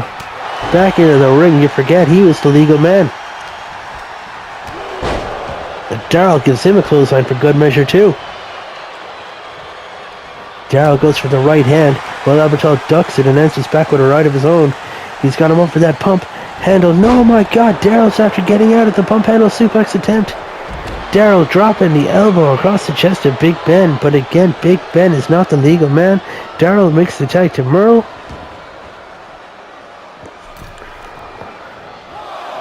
Daryl taking the fight to Royal Albert Hall out inside with a clothesline, and Merle inside the ring goes out of the ropes and picks Big Ben up and drops him with a back body drop across the apron. Ladies and gentlemen, I'm not sure if you know this, but the apron is actually the hardest part of the ring.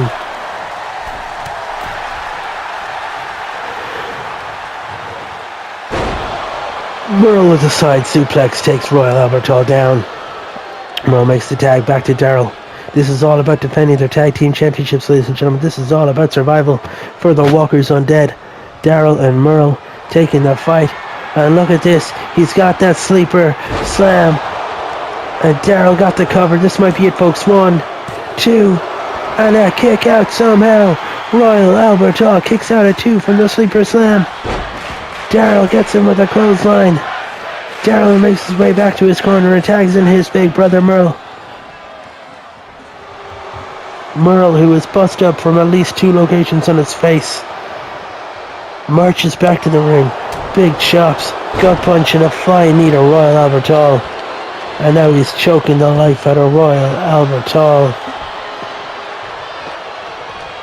Merle makes his way back, gets the tag to Daryl. Daryl now legal. Daryl drops his knee into the leg of Royal Albert Hall multiple times. Daryl now bouncing the head of Royal Albert Hall off the mat too.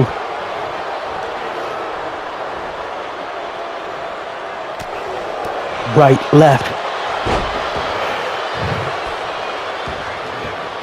Daryl makes the tag to his big brother Merle. Merle now legal again. These two fast, frequent tags. This is how they retain their championships and helps them stay fresh. But Merle says this is it. And then tags out. Daryl now legal again. Kick to the gut. Daryl's got him up. Royal Albert Hall in that Dominator position. Daryl just hit the Dominator on Royal Albert Hall. And then Albert Hall fights back out of it. Royal Albert Hall fighting off instinct and adrenaline right now. The championship opportunity means so much to him. Royal Albert Hall dragging Daryl over to the big and tall corner.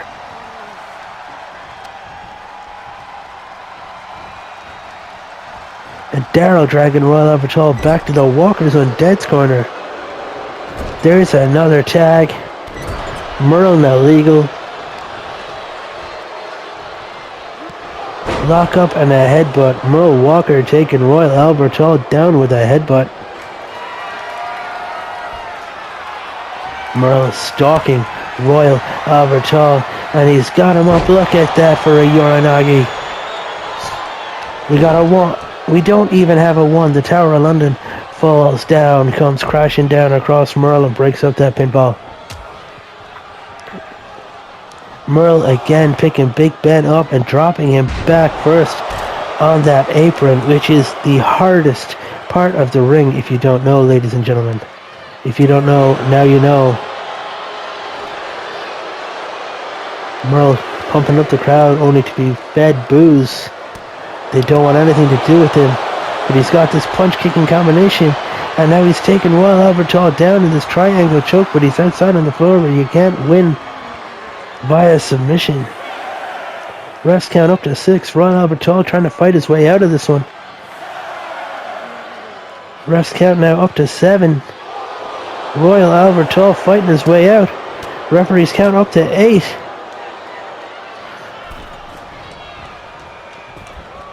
Daryl watching on as Merle gets back into the ring. Look at this. Pump handle. Uranagi. We've got a 1. Big Ben in to break it up at 1. Merle absolutely livid at this point. 2 clotheslines across the back. And look at this side suplex. Dropping Big Ben on his head. Merle taking the fight now to Royal Albert Hall. Even Ben just concussed and flat out in the ring. Merle's turned his attention. Kick, and again he's going for that pump handle Uranagi style move. Absolutely leveling Ben, but Ben's not the legal man. Doesn't matter to Merle. Merle's climbing to the top rope anyway. Daryl keeping Royal Albert Hall outside. Double axe handle across the top. Big Ben rocked. Ground and pound by Merle Walker. Driving the elbows into the face of the Tower of London. Big Ben just clubbing away. Merle now. Headbutt to Royal Albert Hall. His face already decimated. What's one more blow to it?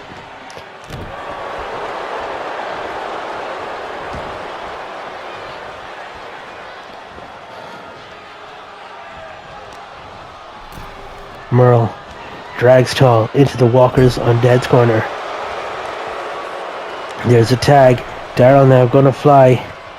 Off the top rope, Daryl flies in with a shoulder block tackle, taking Royal Albert Hall down, but Royal answers back with a knee to the face. Daryl's climbing to his feet, and Royal Albert Hall makes the tag to Big Ben. Big Ben now legal. The desire for the championships in his veins, mixed with adrenaline. Daryl Walker bouncing the head of Big Ben off the mat. Big right. Daryl got that sleeper slam locked in on Big Ben. He goes for the cover. We've got a 1, not even a 1. It's right in front of Royal Albert Hall, who breaks up the count. Daryl whips Royal out over the top rope, and Daryl goes right back for Big Ben, who kicks Daryl in the face, picks him up, and he's gonna get that running power slam. Big Ben now goes for the cover. We've got a 1, 2, and a kick out. Somehow, some way, Daryl managed to kick out of that running power slam. Big Ben so angry he spears brother Merle off the top to the floor on the outside. Big Ben, top rope. He's eyeing up Daryl Walker, and he dives off the top with that big drop kick, the biggest drop kick in CWS. Might be the biggest drop kick in wrestling. Big Ben makes his way back into the ring as the referees count up to 3. Big Ben, he's got Daryl up with that pile driver. And Big Ben, will he go for the cover? No, he's gone for that running power slam one more time. Big Ben drops Daryl with a running power slam. Referees down 1, 2, and 3. Ladies and gentlemen, we've got new tag team champions at Championship Wrestling Series. Your winners and the new CWS Tag Champs, the team of the Pure Bloods, the Tower of London, Big Ben, and Royal Albert Hall, the team of Big and Tall. These guys are your tag champions, ladies and gentlemen. We've had champs in the past. We've had the Castle Twins, Bad Manners, the Walkers Undead, and now the team of Big and Tall. Thanks for joining us here at the Masquerade Brawl. I hope you guys have had fun. Please come back for more. Like, subscribe, share the video with your friends. Comment below who you want to see face the team of Big and Tall. Come back for the next part of the Masquerade Brawl. This is part 5 of the Masquerade Brawl, and this upcoming match is a singles contest, and it is for the Championship Wrestling Series Light Heavyweight Championship.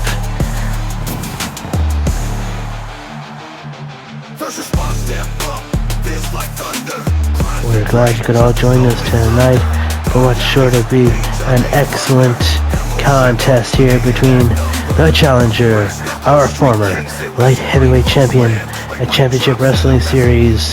This is Dr. Dermatology.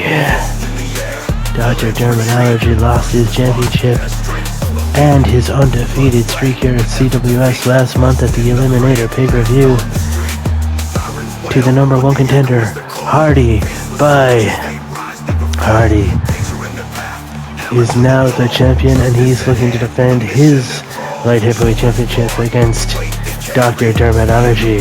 Oh, how the turns table. Dr. Dermatology beat Dudley by last week on Tombstone TV to become number one contender for the championship. Hardy wanted to face Dudley on pay-per-view, our first brother versus brother title match here at CWS. Management felt the Doctor put in such a shift as champion, he deserved at least an attempt at the gold himself. So we had Dudley versus Doctor last week on Tombstone TV, where the Doctor came out triumphant, forcing management's hand to book the rematch. And here we go, ladies and gentlemen, on his way to the ring. The light heavyweight champion of CWS. This is Hardy by. That championship looks great around the waist of Hardy by. You know he wants to keep that title there going forward. But to do so, he has to go through Dr. Dermatology. He's done it once, can he do it again? The Doctor claims he was taking Hardy too lightly at the Eliminator, and that he will regain his championship here tonight. Will Dr. Dermatology become the first two-time light heavyweight champion, or will Hardy Boy successfully defend his championship?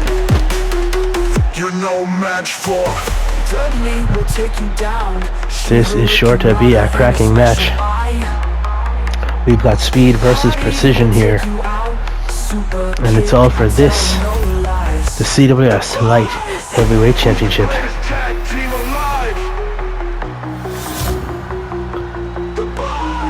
Thank you for joining us here at the Masquerade Brawl. Like the channel, subscribe to the channel, send these videos to your friends, leave comments below, let us know who you wish the Light Heavyweight Champion at CWS was. Who do you think deserves an opportunity? And here's your champion, Hardy. Bye. Look at this. Absolute showmanship, showboating Hardy Boy with the title over his shoulder. Readying himself for what might be the match of his life here. Trying to retain the gold. And Dr. Dermatology looking to regain the gold. This is it, folks, for the Light Heavyweight Championship. Dr. Dermatology versus Hardy Boy.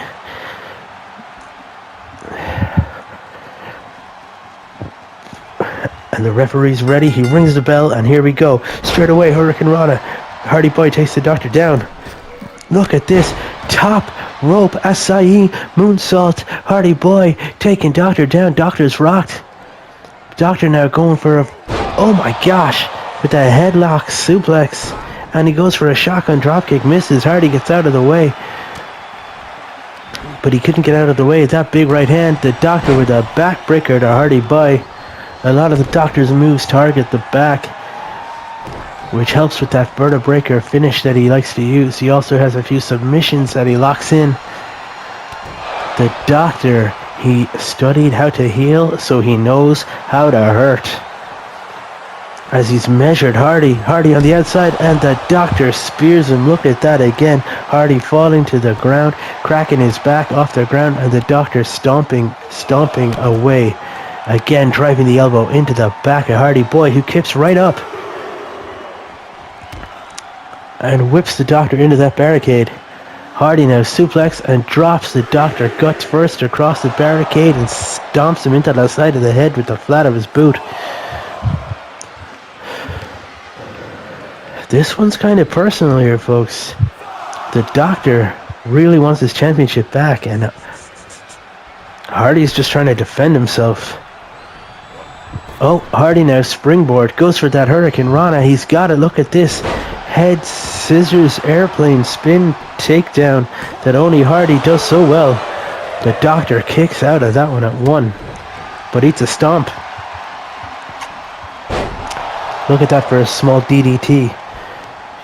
Driving the face of the Doctor into the mat. And now Hardy Boy drives his knee into the face of the Doctor. Hardy stalking the Doctor. And look at this. Sling Blade takes him down and runs in with the drop kick to the Doctor. On a stomp across that arm. If the Doctor can't lift you up, he can't hit you with that vertebreaker. That back break finish he likes to use. Doctor slides to the outside and Hardy launches himself over the top rope to the floor. Oh, Doctor answers back with a big right hand. And now a big suplex on the outside. A snap suplex. Driving the wind out of Hardy. Hardy now backing up.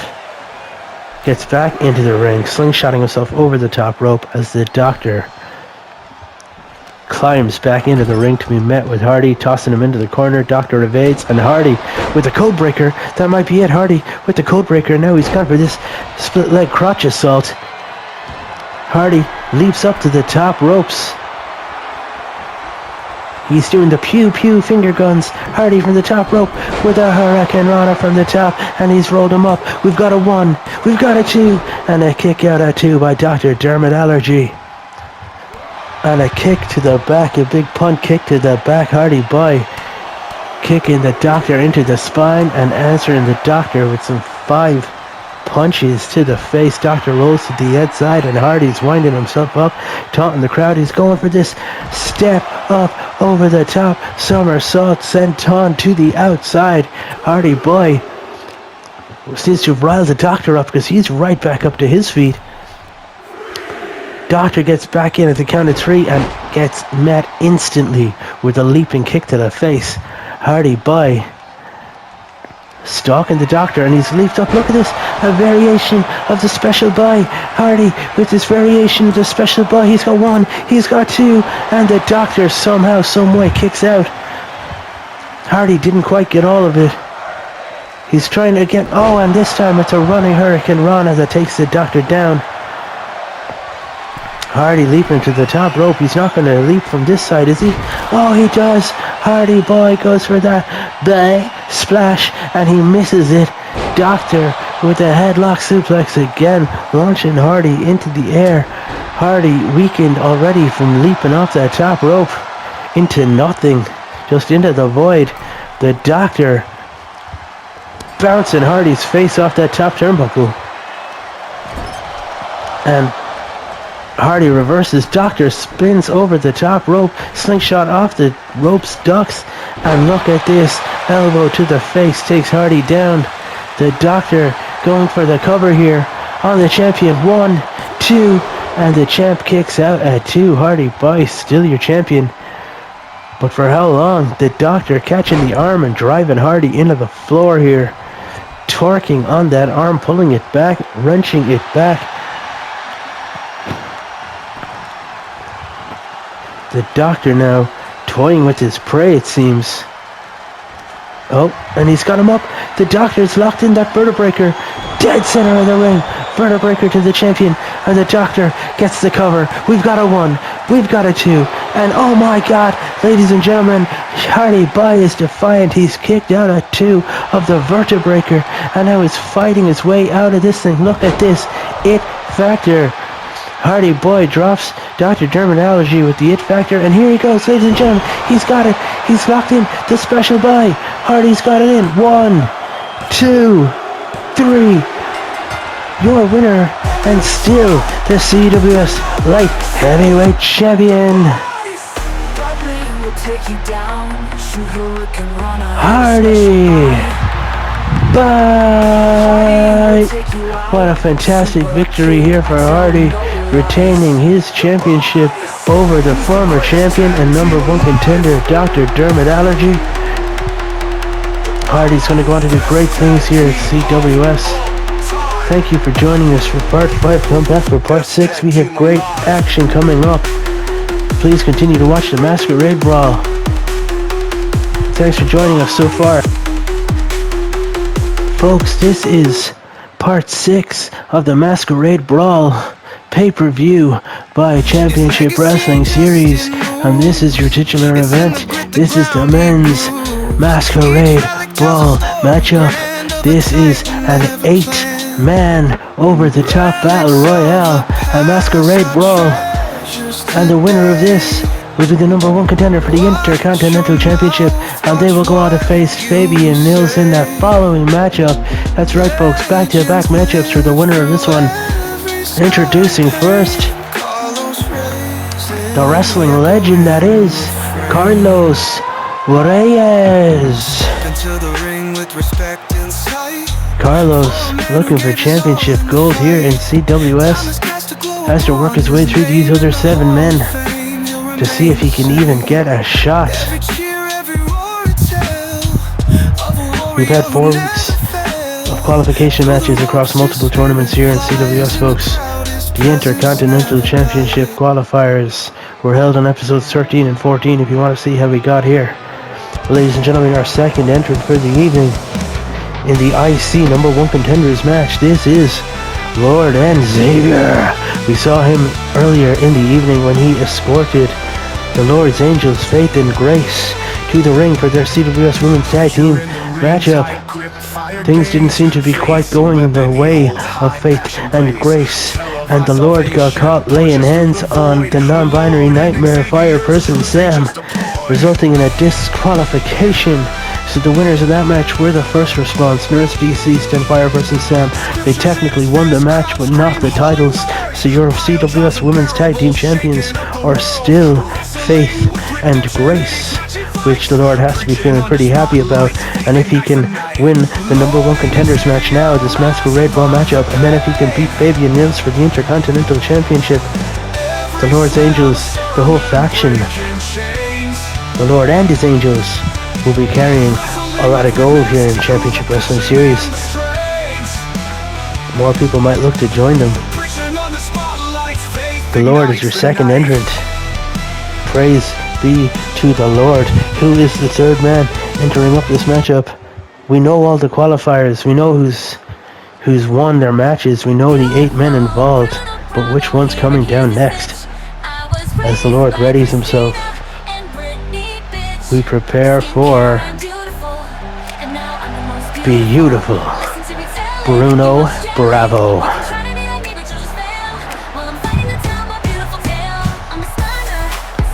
Folks, this is beautiful Bruno Bravo, and beautiful Bruno Bravo is in the mood for some new accessories. He was telling me earlier that Intercontinental Championship would look lovely around his waist. He has exposed his waist to highlight the absence of gold there. He wants a bit of gold and silver to add to the collection. Beautiful Bruno Bravo is the third entrant in the Masquerade Brawl.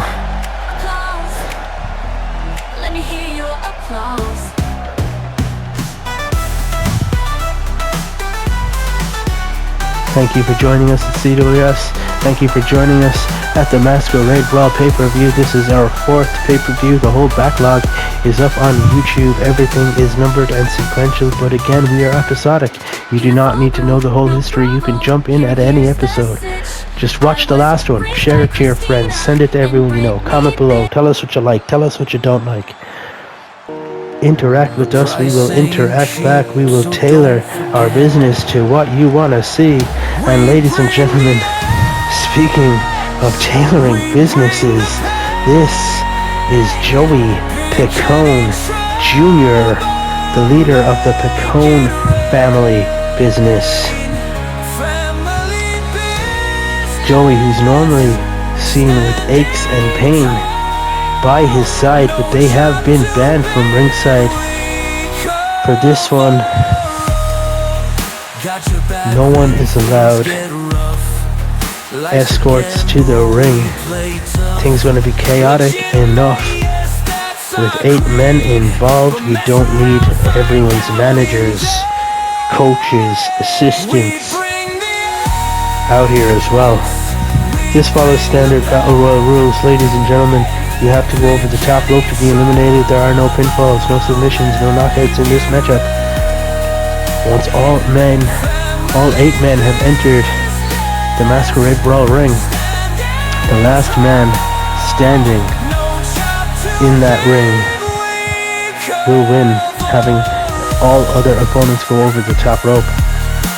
Joey Picone Jr. is entering the Masquerade Brawl.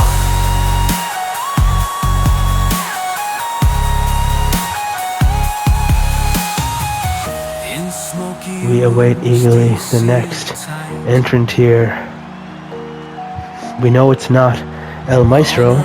He took himself out of the running for this one to get a pay-per-view matchup against St. James Park. That is still to come. Our women's championship match is still to come. The Intercontinental Championship match is still to come. And the main event, the CWS World Heavyweight Championship matchup, still to come later on tonight. But right now, we're introducing Blacklight to the ring. Blacklight making his way to the ring, hoping to be the last man standing in the Masquerade Brawl so he can go on to face Fabian Niels for the CWS Intercontinental Championship.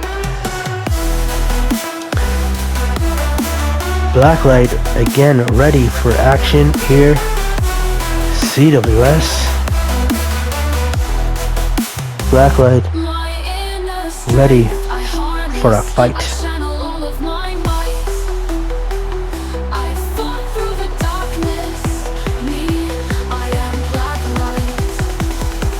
The anticipation is building. Ladies and gentlemen, if you're watching all these entrances, I would suggest going to your settings and turning the speed up to 1.5 at the very least to get through these entrances. And here we go. The tag partner of the Intercontinental Champion himself, the tag partner of Fabian Niels. This is Jacques Hammer. This team make up the team of Hammer and Niels. Jacques Hammer on his way to the ring. We've seen him team with Fabian Niels. We've seen him lose to Fabian Niels, and yet their friendship still survives. Jacques Hammer, he's had a bit of a personal rivalry with the Platinum Kid as of late, but the Platinum Kid is not in this matchup. However, the Platinum Kid mentor, Carlos Reyes, is in the matchup. Speaking of Carlos, you can see him over the shoulders there. Jacques Hammer waiting on the outside for everyone to make their entrance.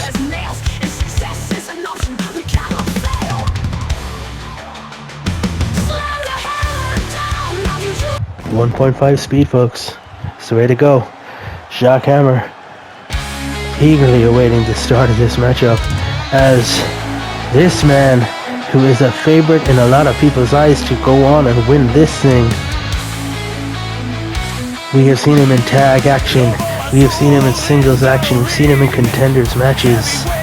Never being successful in a contenders match, but always putting in a fantastic showing for himself. Record for the most eliminations in a single match. This guy, Loco Lobo Azul, ended up having a cracking contenders match, only to end up in a little bitter feud with Big Ben. That thing played out in singles action for a while, only to spill out and include Royal Albert Tall, Big Ben's friend and tag partner, leading to Loco Lobo Azul recruiting Pantera Roja Dos to be his partner, forming the team at Dos Bestias Locas. But tonight he is in singles action, having qualified for the Intercontinental Championship #1 contenders Masquerade Brawl match. Pantera Roja Dos did not qualify. This is Loco Lobo Azul, and he is certainly a contender for this title. And if he's not, will he and Pantera go after the team of Big and Tall now that they're the tag team champions? There's a lot happening here at CWS. A lot of avenues and paths that could go down. The future is bright here.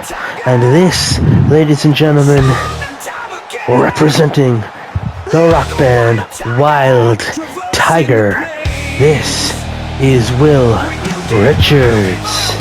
He qualified by beating Ozone, member of the Cosmic Alliance, to get into this matchup, and we will see his wife in action later on tonight in our semi-main event, as his wife, the Wildcat Kitty Richards, takes on big-time aerial wrestler for the CWS Women's World Championship, But for now, hoping to qualify, hoping to get into that title match, hoping to become the #1 contender for the CWS Intercontinental Championship, this is Will Richards. The crowd all ready themselves and the bell rings and everyone locks up straight away. Carlos Reyes with a DDT to Blacklight and Joey Picone Jr. takes the Lord down. Jacques Hammer now got Bruno Bravo in the corner looking to eliminate him. Will Richards with a springboard off that second rope, taking Carlos down. Loco Lobo Azul flattening Joey Picone Jr. now turns his attention to the Lord. Military press and drops him. Loco Lobo Azul now turns his attention to Will Richards and turns his attention to Jacques Hammer. Look at this. Loco Lobo Azul with a big headbutt to Jacques Hammer. And Joey Picone Jr. power bombs Lord and Xavier in the corner. Scoop slam. Oh, and fall away throw. Loco Lobo Azul dominating like I thought he might. Jacques Hammer with that big power bomb to beautiful Bruno Bravo. Loco Lobo Azul trying to throw Joey Picone Jr. out over the top rope. But if he does this, will he have aches and pain after him? Carlos Reyes dropping Will Richards there with the big slam, and Carlos now going after his longtime rival Loco Lobo Azul. But he's got caught back up with Will Richards, and Loco's getting caught up between Lord and Xavier and Joey Picone Jr. Carlos with a butt buster there to beautiful Bruno Bravo. Loco Lobo Azul carrying Will Richards over. Snake Eyes in the corner. Blacklight's having a nap in the corner, it seems. Jacques Hammer is picking up the Lord. And the Lord gets out of it. Must have said his prayers, taken his vitamins that one. But he can't escape this one. Big time. Look at that slam from Loco Lobo Azul to the Lord and Xavier. As Blacklight up out of nowhere catches Loco Lobo Azul, and look at that. Takes Loco down. Carlos Reyes scoop slam to Lord and Xavier. And then Bruno Bravo takes down Carlos. This thing is chaos. No one has been eliminated yet. All 8 men still in it as Will Richards gets Lord and Xavier up into that gory. Only for Loco Lobo Azul to have a fall away throw slam upon beautiful Bruno Bravo. Joey Picone dropping Jacques Hammer down. And look at that clothesline. Picone taking Lord down. Picone turning his attention now to Carlos Reyes. Things have broken down here in the Masquerade Brawl. A lot of energy spent early. A lot of people drained in this one. Oh my God, Loco just staring Picone in the eyes and drops him. Look at that. Military press into a spinebuster. Loco Lobo Azul manhandling Joey Picone Jr. And now he's looking to eliminate Blacklight in the corner. But Blacklight fights out of it. Bruno now slapping the face of Joey Picone Jr. Will Richards taking the fight to Jacques Hammer, but gets blindsided with a kick to the back by Blacklight. Oh, Blacklight meeting Will Richards' face with the knee. And an over the head throw to Jacques Hammer by Loco Lobo Azul. And it looks as though Carlos Reyes has been eliminated off screen here, folks. Carlos Reyes has been the first one eliminated from the matchup. Beautiful Bruno Bravo lying down under the ring apron here. Joey Picone Jr. with a series of martial arts kicks and slaps and a knee to the face of Blacklight. And Jacques Hammer has also been eliminated. And now, just in front of us, Will Richards eliminates Lord and Xavier with a clothesline over the top rope. And Loco Lobo Azul clotheslines Will Richards, takes him down. Joey Picone Jr. with a clothesline to Blacklight. Beautiful Bruno Bravo throwing Picone into the corner and gets chop block for his troubles. Loco Lobo Azul standing tall. Turns his attentions back to Blacklight, and Blacklight gets Loco Lobo Azul down. Joey Picone Jr. with the knee to the guts of Bruno Bravo. And now Will Richards and Joey Picone Jr. suplexing Blacklight. Loco Lobo Azul got beautiful Bruno Bravo up for the stalling suplex power slam. and Will Richards just bust open the face of Joey Picon Jr. Blacklight with the knee to the face of Loco Lobo Azul. Open hand slap. Will Richards dropping Loco Lobo Azul. Could both of the Richards end up with championship gold at the end of the night? Find out only by watching CWS. Follow Masquerade Brawl. See what happens. Joey Picon Jr. with the littlest big boot in wrestling, taking Will Richards down. Martial arts style kicks and a knee to the face again. Left of Blacklight and Joey Picon Jr., the only men standing in the ring. And Blacklight with a high knee into the corner. Will Richards goes to clothesline Blacklight, but he catches him, rocks him with that side kick. Beautiful Bruno Bravo now with these punches, slaps, and look at this kick and a DDT to Blacklight. Loco Lobo Azul picking Will Richards up, and he's going to just try to toss him over that top rope. Couldn't get him all the way. Bounces his throat off that rope. Joey Picon Jr. got Bruno over the top, but Bruno fights his way back in. Bruno with a float over DDT to Joey Picon Jr. Will Richards whipping Loco Lobo Azul, and look at this for a big arm drag, taking him down. Will Richards then with a clothesline, doesn't get all of it to Blacklight, but he got enough. Got all of it that time. Beautiful Bruno Bravo now with a T-ball suplex. Launching Joey Picon Jr. over the top rope. We're down to 4 in the Masquerade Brawl. Beautiful Bruno Bravo fighting with Blacklight. Loco Lobo Azul dropping Will Richards over the top rope, throw first. And beautiful Bruno Bravo. There's no submissions in this one, but he's got that sharpshooter step through, stomp to the face of Blacklight. We've seen him do that before. Loco Lobo Azul now with a belly-to-belly suplex to Will Richards. Blacklight taking a breather in the corner. And now we've got this interesting matchup here between Loco Lobo Azul and beautiful Bruno Bravo. Two contrasting styles, two contrasting characters. Interesting matchup. Look at that. Loco goes for a drop kick. Bruno sidesteps it, answers the drop kick of his own, only to get met with the running knee of Blacklight. That blackout knee and this punching combinations of Blacklight. Will Richards leaning on the ropes, and somehow Bruno doesn't take the opportunity to eliminate Will Richards. Might live to regret that one, as Loco Lobo Azul now launches Blacklight onto the top. If he can push him over now, Blacklight's feet hit the floor, he'll be out of this one. Loco Lobo Azul does it. He flips Blacklight out of the match. We're down to 3. Your number 1 contender is either going to be Will Richards, who is taunting Blacklight to the outside. It'll either be Will Richards, Loco Lobo Azul, or beautiful Bruno Bravo. One of these men will compete again later tonight against Fabian Niels. Will Richards now charges up behind Bruno, gets the knees to Loco, and gets taken down by beautiful Bruno Bravo, while Loco sits in the corner catching his breath. Will Richards fights out of that with some right hands to beautiful Bruno Bravo. Loco in the corner saying, "Come and get me." Big elbow to the back of Will Richards, launches him off the ropes and over the top. Will Richards is skinning the cat here. Beautiful Bruno Bravo dragging Loco over to the ropes. He's got him up, and he's going for that suplex again. Will he do it? Oh my God, beautiful Bruno Bravo with the T-bone over the top, eliminating Loco Lobo Azul, the favorite in my eyes to win this whole thing. And now, Will Richards with beautiful Bruno Bravo over the top rope. He's struggling here. Will he get him out? He's still in this thing, but if he can kick him off the apron from this position, Will Richards will go on to win it, and he does. Ladies and gentlemen, the number 1 contender for the CWS Intercontinental Championship. I give you Wild Tiger's own. This is Will Richards, and he gets the love and honor of having another match now later on tonight against the Intercontinental Champion, Fabian Niels.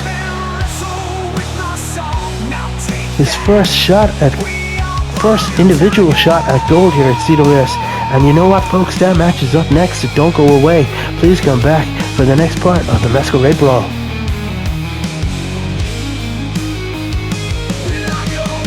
This is part 7 of the Masquerade Brawl, your live championship wrestling series. We are here on YouTube.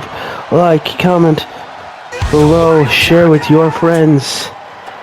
Tell us what you like, what you don't like. This is part 7. Guys, this is your Intercontinental Championship match. On his way to the ring, accompanied by the whole band, Wild Tiger. This is Will Richards. We saw Will Richards win the Intercontinental Championship #1 contender spot. Just a while ago, he beat 7 other men in that Masquerade Brawl matchup, that 8-man battle royal. He's the last man standing. Representing Wild Tiger, we got Will Richards. Escorted to the ring by his own wife, the Wildcat, Kitty Richards, who we will see later on tonight compete against big-time aerial wrestler for the CWS Women's World Championship. Alongside, there is Nick Sparks and Sweet Kenny Campbell escorting their friend and bandmate to the ring for his championship matchup. As Will Richards readies himself, we await the champ, and ladies and gentlemen, here he is, alongside tag team partner from Hammer and Nails, Mr. Jacques Hammer. Let me introduce you to the fighting champion. All the way from Germany, we have Fabian Niels, the CWS Intercontinental Champion. This is a European Union of sorts. We've got Fabian Niels from Germany, Jacques Hammer from France, and these guys formed a tag team of Hammer and Niels. We haven't seen much tag action from these two, as Fabian is currently the reigning Intercontinental Champion. But this is what it's for, folks, the CWS Intercontinental or IC Championship belt. Introducing first, the challenger. Representing Wild Tiger, this is Will Richards. And in the opposing corner, the reigning, defending Intercontinental Champion of CWS, Fabian Niels. This match is scheduled for 1 fall, and it is for the Intercontinental Championship. Originally, this was supposed to be one big battle royal. It was going to be a 10-man Masquerade Brawl battle royal. Fabian Niels very unhappy with that decision after previously defending his championship at the Eliminator. In the Eliminator matchup, he's fed up with these multi-man matchups, demanded singles action for this matchup. And when El Maestro and St. James Park had their feud, El Maestro took himself out of the running. It became an 8-man #1 contendership match, which Will Richards won. And now Fabian Niels, Will Richards go at it here. Look at that big back body drop taking Will Richards down. The champ is all over this one. Speaking of El Maestro and St. James Park, we're going to see that matchup later on this evening. We will also see Wildcat Kitty Richards come back in for her championship match, and we also have the main event of the evening. Martial Arts contending for the CWS World's Heavyweight Championship when he takes on the undefeated Major Attraction. Big Niels now with this chin lock locked in on Will Richards, but Will gets out of it. Picking Fabian up, and look at that for a snap suplex to turn the tides in this one. And another quick snap suplex and a cover kick out at one by the champion. Oh, Fabian Niels tries to get back to his feet, and Will just meets him with a kick. Fabian rolls to the outside. It's a bit easier out there. And Will now diving over the top rope with a somersault sent onto the outside, taking the champ down. And now, oh, he's going for a Hurricane Rana, but it got caught by Fabian Niels. Kitty Richards now running over. Looks like she was going to get involved, but she can't. There'll be a disqualification. We've already seen how that played out earlier tonight as Fabian Niels rams Will Richards into the barricade. Nick Sparks coming over now. Jacques Hammer making his presence felt. Refs count up to 6. Fabian Niels taking the fight to the challenger. Look at this gut wrench, absolute manhandling. It's a gut wrench slam right there. Fabian Niels has rocked Will Richards, who's out on his feet. The whole band Wild Tiger watching on. Fabian pounding his chest. Refs got up to 9 and he's back in the ring. And there, the Hurricane Rana that he so desperately sought earlier. Will now mocking Fabian and eats a shoulder tackle. Looks like a belly-to-belly suplex attempt. Will Richards got out of it with some right hands. Beautiful blonde mullet swinging in the wind. And a clothesline over the top rope. Reminiscent of how Will went on to win that Masquerade Brawl earlier. And what's he going for here? Look at this suicide dive through the second rope. Taking the champion down. The fans are chanting, "This is awesome." I know you are at home as well.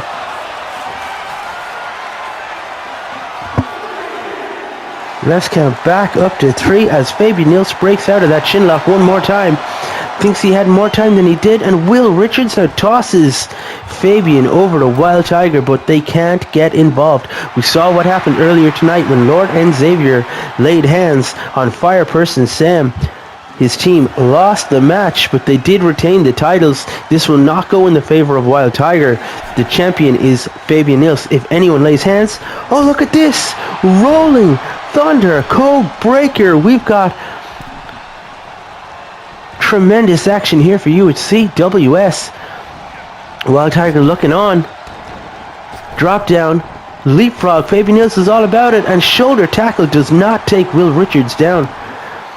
Oh, look at this innovation. What a splash by Will Richards.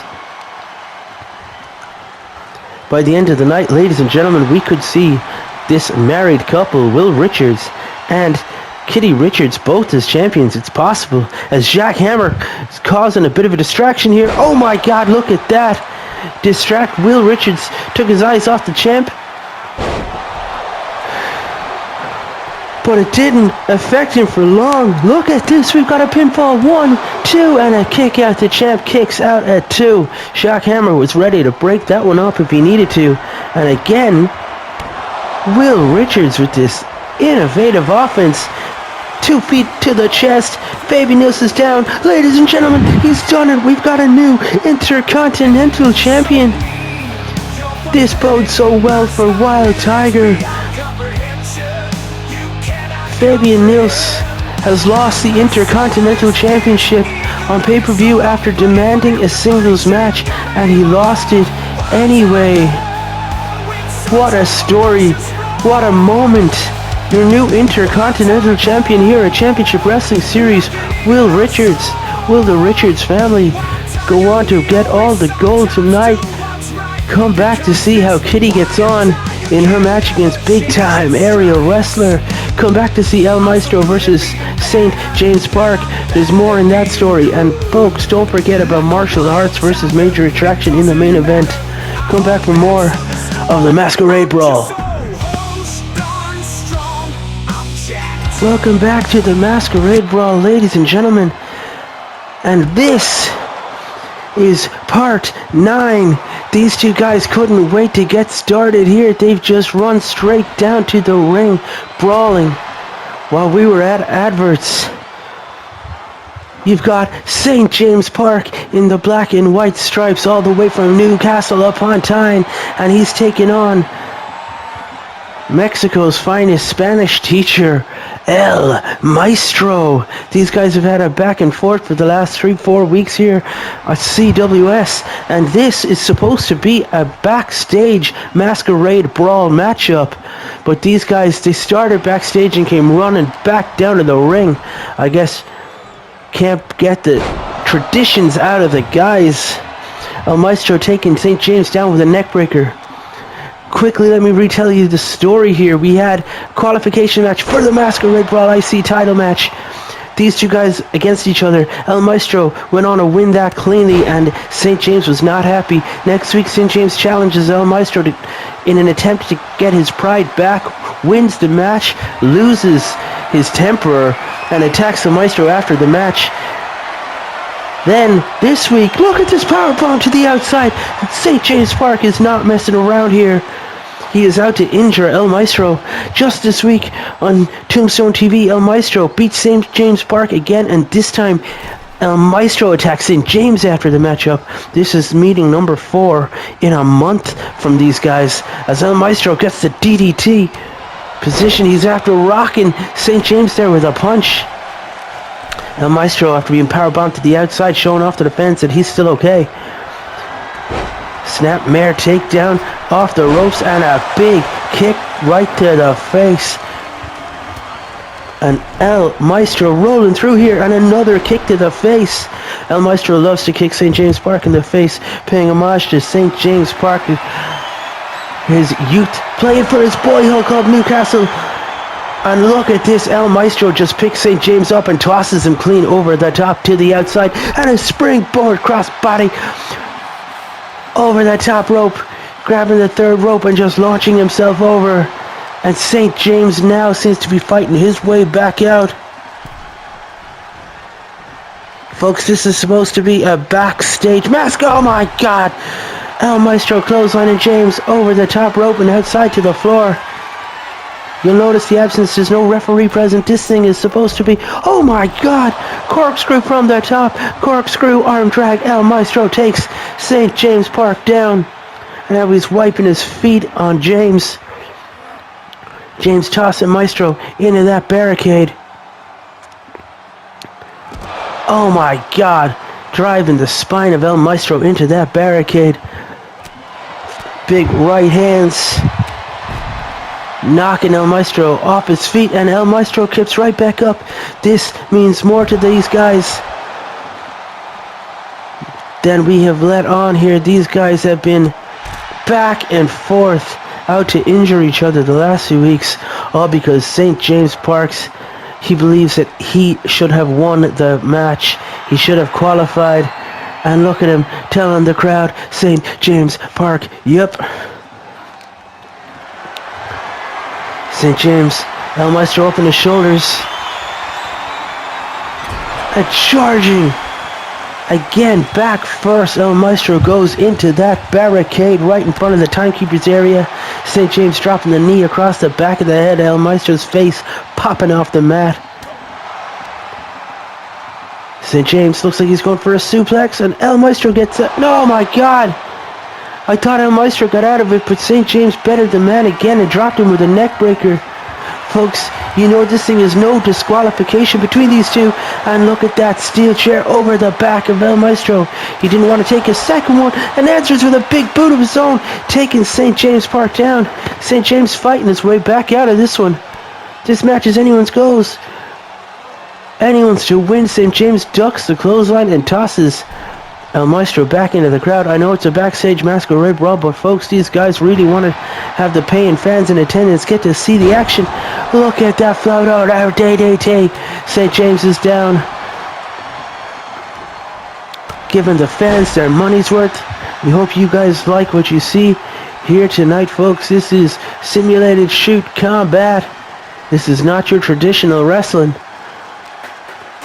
St. James slides to the outside, makes El Maestro drop that steel chair. Back into the ring, and El Maestro goes for a shoulder tackle. Neither man comes off better. Ross bottom! The Ross bottom! Oh my God! It's St. James Park! Look at him, El Maestro's now moving. He's KO'd. El Maestro off the back of that Ross bottom. Will that be the end of this between these two? I doubt it. But St. James is here to tell everybody. St. James Park, yup. Whose show is this? Ladies and gentlemen, Newcastle's own St. James Park throwing it up.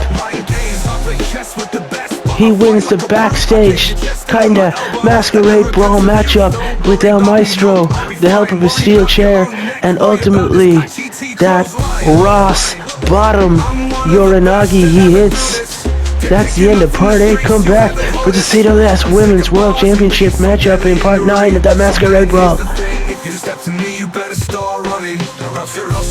Folks, this is your semi-main event of the evening. This is the CWS Women's World Heavyweight Championship title matchup. I want to welcome you back to the Masquerade Brawl. This is part 9 of our 4th pay-per-view here at Championship Wrestling Series. If you've joined us so far, thank you for helping with the views, with the likes, the shares, subscribe, and comments below. Ladies and gentlemen, let me introduce to you first the challenger alongside her husband, the new CWS Intercontinental Champion, Will Richards. The challenger, Wildcat, Kitty Richards.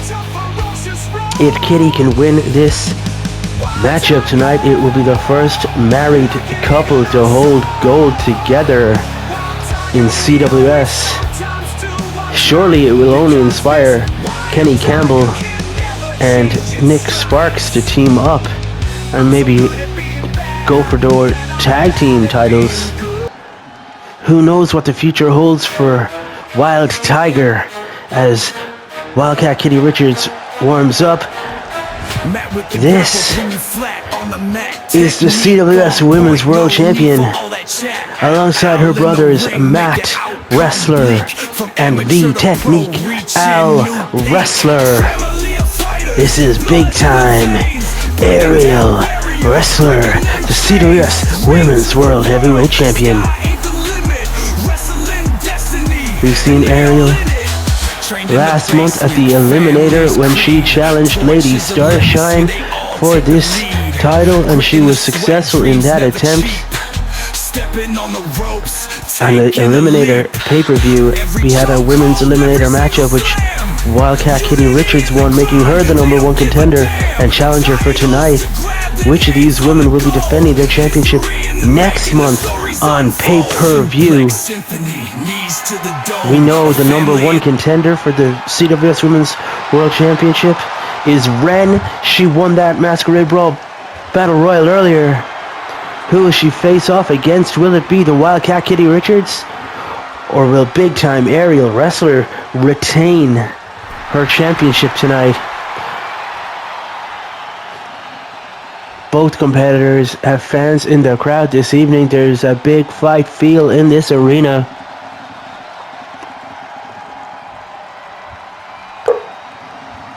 Big time Aerial Wrestler hands the championship title over to our referee for this evening.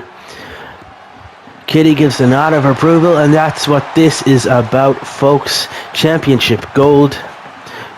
You might notice here in CWS, gold plates are reserved for the heavyweight championships of both divisions. Silver plates for the others, as Wildcat Kitty Richards meets Aerial in the middle of the ring and drives her right fist into Aerial's guts. Neckbreaker takes the champion down.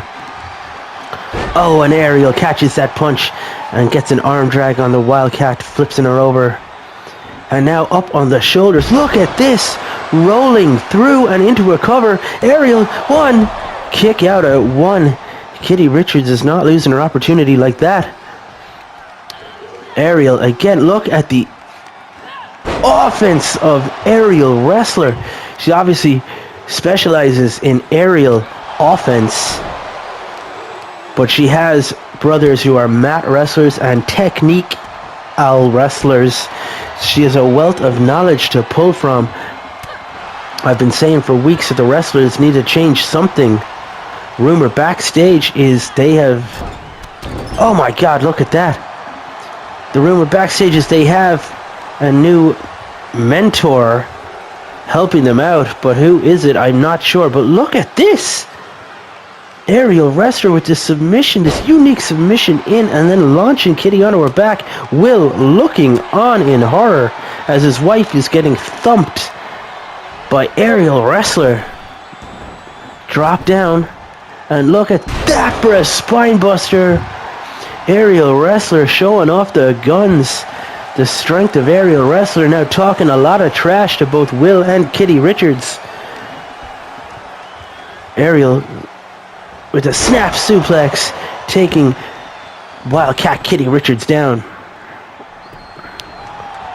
Oh, Kitty goes for that. Both women miss with their offense. Kitty goes for a kick. Aerial thought she'd get a handspring and a Pele on the back of it, but she didn't. Drop down, leapfrog, and now another spine buster, dropping Kitty Richards on her head.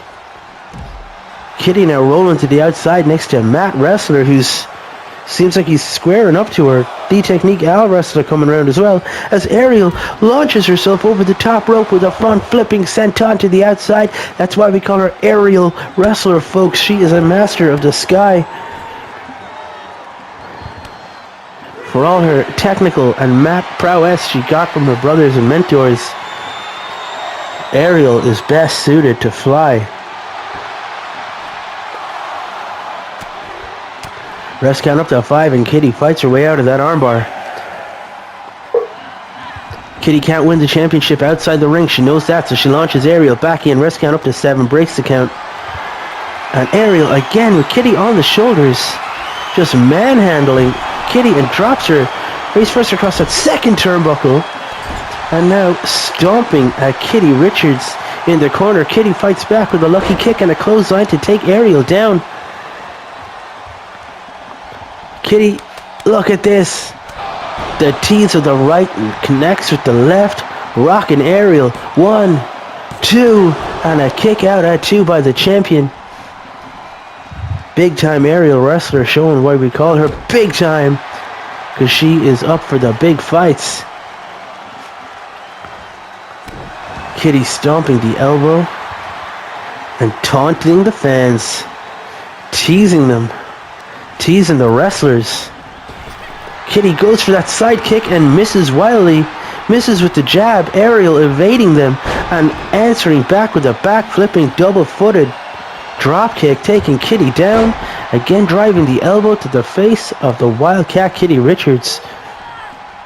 Discus elbow. Kitty is rocked. She is down. Ariel all her weight across the back of Kitty. Does the cat have 9 lives? 1, 2, and a kick out at 2.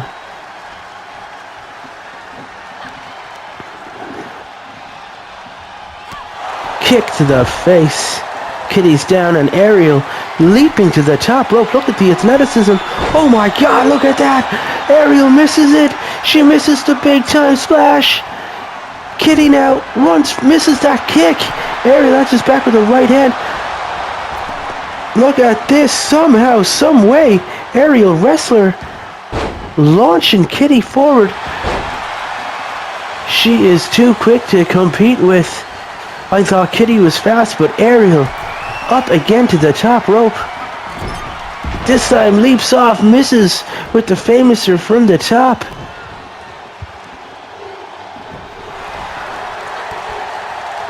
Kitty evades that one. Whips Ariel. Drop down. Oh, shoulder tackle. Neither woman knocks the other down. Again, shoulder tackle. Both stay standing. Moonsault. Double-footed dropkick again. Kitty to the outside, and Ariel, she's got something devastating in mind, no doubt. Rest count up to 1, and over the top rope, front flipping senton, driving Kitty Richards into the announce desks. Oh my gosh, standing shooting star is met with double knees. Kitty, shotgun dropkick. Right in front of my announce desk here. Ariel fighting back with these kicking combinations and some slaps. And a stomp to the face. Rest count up to 5. Matt Wrestler looking on.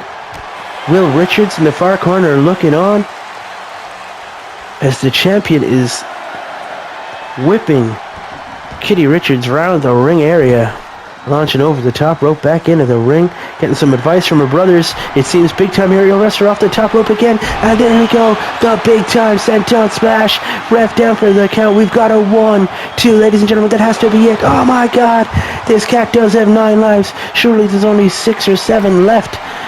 Big time Aerial Wrestler again from the top rope. Shooting star press. She should go for the cover again. Aerial Wrestler making sure this is it. Hits that big time somersault senton. That has to be it, folks. 1, 2, and oh my God, Kitty Richards kicks out again. There's only got to be 2 or 3 lives left, surely. She evades the big boot, blocks that one. How is Kitty Richards still in this? The title means this much to her. And a spine buster. Is that the 3rd or 4th spine buster? I've lost count in this one. But big time Aerial Wrestler's feeling herself. She says this is it. And she's taking Kitty down. Elbow to the face. Aerial wrestler. She thinks she's got Kitty right where she wants her. After multiple big-time somersaults, senton splashes from the top. Oh my God, you can't defend against that. Just straight up knees to the face. And the Kitty goes down. Stomp across the back of the arm. Big-time aerial wrestler. Again, knees to the arm. Kitty looking worse for wear, and the husband, Will Richards, just looking on. Big-time aerial wrestler looks like she still has energy for days. And she's got her up. Rolls through, and oh my God, look at this. Big-time aerial wrestler is just taking the P word right now. Aerial, don't do this, Aerial. You don't need to go off the top. To the outside of the floor, and a big-time cross body taking that cat down. And again, Aerial driving her knees, which must have been hurt from that landing. Crossbody off the top to the floor. Again, using the knees as the offense. But look at this reverse. Oh my God! On the thin pads on the outside. Aerial wrestler with the big time driver, and now a snapmare and a drop kick to the back of the neck. Aerial is trying to put this cat to sleep.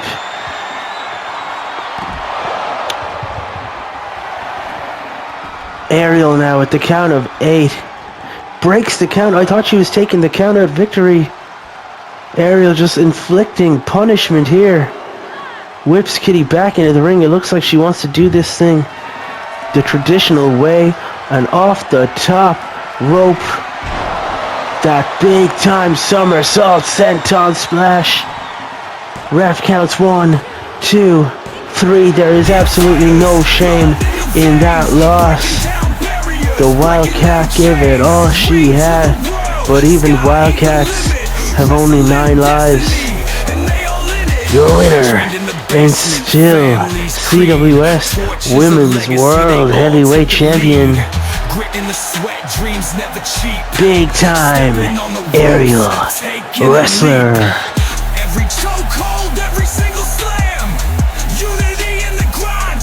Come back for your men's title match, your CWS Heavyweight World Championship matchup between Major Attraction, the current reigning defending champion, and the #1 contender, Martial Arts.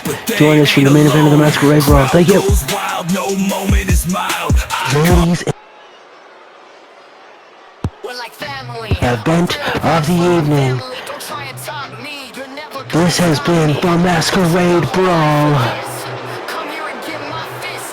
Introducing first, on his way to the ring, the challenger for the CWS World Heavyweight Championship and winner of Contenders 4. This is Martial Arts. When you get between these ropes, know that you're in my home. Martial Arts won Contenders 4, making him the #1 contender this month for the CWS World Heavyweight Championship. This is the biggest match of Martial's career since arriving here at CWS, that's for sure. Major Attraction has been our only heavyweight world champion. Will Martial dethrone our king and become the new champ? Or Major Attraction retain the gold? Here he is, ladies and gentlemen, your CWS World's Heavyweight Champion, Major Attraction. Look at this guy. Always happy to put on a show. He is our Major Attraction, not just in name. He has been our champ since the beginning. This mercenary for hire is a fan favorite and has found his feet here at CWS. From the fans here, love him. We hope you guys like and subscribe. Join the channel. Watch what's happening here at CWS. This is episodic TV, folks. You do not have to watch everything. You can drop in at the most recent episode and you will keep up. Share it with your friends. Like and continue to watch us here at Championship Wrestling Series. Episode 17 will go live this coming Tuesday. But for now, we're at the main event. This is Major Attraction versus Martial Arts for the CWS World Heavyweight Championship. Big clothesline in the corner. And a clothesline revenge spot. Martial gets out of that one. Major Attraction just lifted Martial clean out of his shoulders. No, it's too early in the match for that. Martial fights his way out with some elbows and a right hand to the face. Martial now with the snap suplex taking the champ down. Oh, Major fights back with an elbow of his own. Defends an overhead right. Oh, Martial now. Look at this double underhook suplex to the champ. Martial is giving up significant size advantage here to the champ, but seems to be handling that well. Major whips Martial into the corner. Follows him up. Tree of woe position. Major Attraction now stomping. Look at this, driving the base of his boot into the throat of Martial Arts, and a quick elbow drop. Successive elbow drops here, and that third one. Martial slides out of the ring for a breather, but Major will not give him that break. Oh, look at this. Look at that reverse suplex. Martial Arts has traveled the world and studied all forms of martial arts. Another snap suplex. This guy knows all of the holds. I think he knows like 1,005 at last count. The man of 1,005 holds, Martial Arts. Major now back into the ring. Eats a right, a left, and a side suplex. And Martial goes for the cover here. We've got a 1. And the champ kicks out at 1.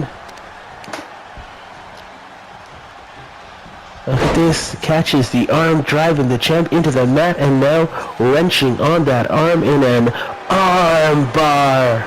That's one of the 1,005 holds that Martial Arts knows.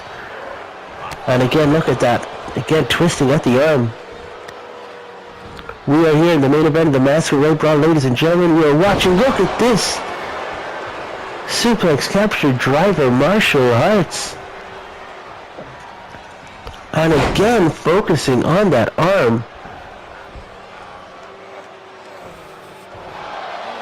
Major is not normally in this much peril as he eats an elbow to the back. Oh, small package. 1. Ref was slow to get down, but Martial Arts kicks out at 1. Oh. And Martial takes Major down with a clothesline. Driving the knee into the back of the head, driving the head into the mat. Major just pops right back up. He's gonna just... Oh my god, he tried to prevent the double axe handle from the top, but Martial Arts comes clean down and connects. Now he's trying to drag the champ into the center of the ring, and the champ says no and rolls right back. Again, the targeted approach to that arm. Clearly, Martial Arts has a game plan. Drop the guy on his head. Go for the arm. And now wrenching at the back with the sharpshooter locked in. But Major Attraction is too close to the ropes. I suppose when you're that size, you're always near the ropes. And again, look at this. Suplex, but he's got it hooked. It was bridged, but again, the champ's foot hits that rope and breaks the count. Oh, defends well that time. And now Major with a suplex of his own to Martial Arts. Major Attraction now. The one in control. That running clothesline. And a rope break. Martial Arts got lucky on that one. Major Attraction, is he ending this thing early? He's gone for the clothesline and now he's going for the major powerbomb. But Martial Arts, He's got that well scouted. Look at this floor over DDT, and he has busted the champion. I believe that's the first time I've seen the champion bleed here. And martial arts right back to the arm. The champ is in peril here. Luckily, his size has broken up quite a few counts. He's got a few rope breaks, got out of a few submissions here. Major retraction. He seems to think he's got this one though. We haven't seen him go long in a lot of matches. Sidewalk slam taking the number 1 contender down. This is probably the longest major attraction match I've seen in recent memory, at least. Again, follow martial arts to the outside, and he's going for that. He's not going to do this. The major powerbomb outside on the floor. Oh my God, worse again. He's just done that on the side of the apron. Ladies and gentlemen, I don't know if you know that. I heard this before in a wrestling promotion or any combat sports promotion, but the apron is actually the hardest part of the ring. And he just powerbombed him clean out of that apron and whipped him onto the floor. Major attraction showing a bit of a vicious side here. Maybe he fears martial arts more than we expected. Major is a little slower to get into the ring. Both men square up. Irish whip. And a running kick to the gut of Major attraction. Overhand right. And another capture suplex. This time he released the bridge. Oh my God, big boot. Major attraction takes martial arts down with a big boot. Center of the ring. Marshall stomping into the chest with those size 17 boots. Elbow drop to the back of the neck. Marshall Heights, he's got that sleeper locked in. Center of the ring. Marshall is locked in a sleeper hold. Let's see if he can get out of this with all his training. And yes, academic. He drops him with a stunner.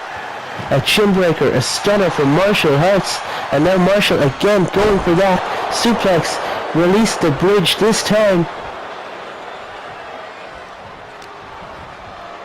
Marshall again with it, another suplex, and releases the bridge again. Marshall now seems like he's going top rope. To the outside. Oh my God. Oh my God, an axe handle from that top rope. To the outside, and Major attraction has never been in such peril. Wrench. Yamamoto, Prince Toro, no one has given him the fight that Martial Arts has given, and as I say it, he connects with the big boot, taking Martial Arts down again, sliding Marshall back into the ring. Surely this is it. Major attraction is going, oh my God, look at that T-bone throw. Marshall, he's got him in. The Major bomb, the fans chanting one more time, and that's it. Major power bomb. He's not going for the cover. Marshall now hits that running clothesline. That Major clothesline. 1, 2, and Martial Arts just kicked out. He's been hit with not one but 2 major power bombs. One onto the apron, one in the ring. And he's eaten 2 of those major clotheslines. I am beside myself. Look at this. Drop down. Ducks under. Martial Arts eats another clothesline. It's another clothesline from the champ who's climbed to the top rope. We don't often see this. Big elbow from the top to the outside. The champ drops the elbow.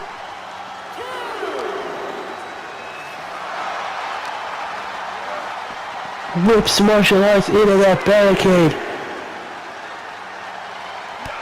And another big boot to the mush. Martial Arts is in a world of hurt out here, as Major attraction seems to have total advantage in this one. He tossed Marshall over to that barricade, and Marshall's legs couldn't even carry him. Marshall now with this running elbow to the face, taking Major down. This thing is back and forth. Rest count up to 7. Marshall's got to get back into the ring. He cannot win the championship that way. Into the ring now at the count of 8. Marshall whips into the corner, misses with the follow-up, and then Major Attraction shoulder tackles taking Marshall Harts down. Major Attraction bouncing the head of Marshall Harts off that mat. And now Major up to the second rope. He's gloating. He's telling the fans that he has this one in the bag. He has a game plan. Goes for the big boot and misses. Eats a right hand. German suplex. Marshall Harts with that. Belly right back. German suplex. And Major now. Again with that T-bone throw. The T-bone throw, and he's got him. Is this it? 1, 2, 3. Ladies and gentlemen, it took 2 T-bone throws, 2 major clotheslines, and 2 major power bombs.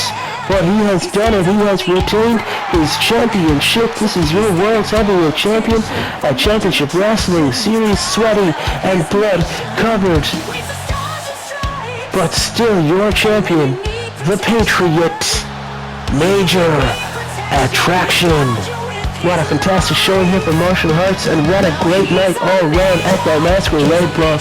Ladies and gentlemen, please like, subscribe, follow, do all the lovely things, support the channel in any way you can. Share these videos with your friends, drop comments below. But keep on watching.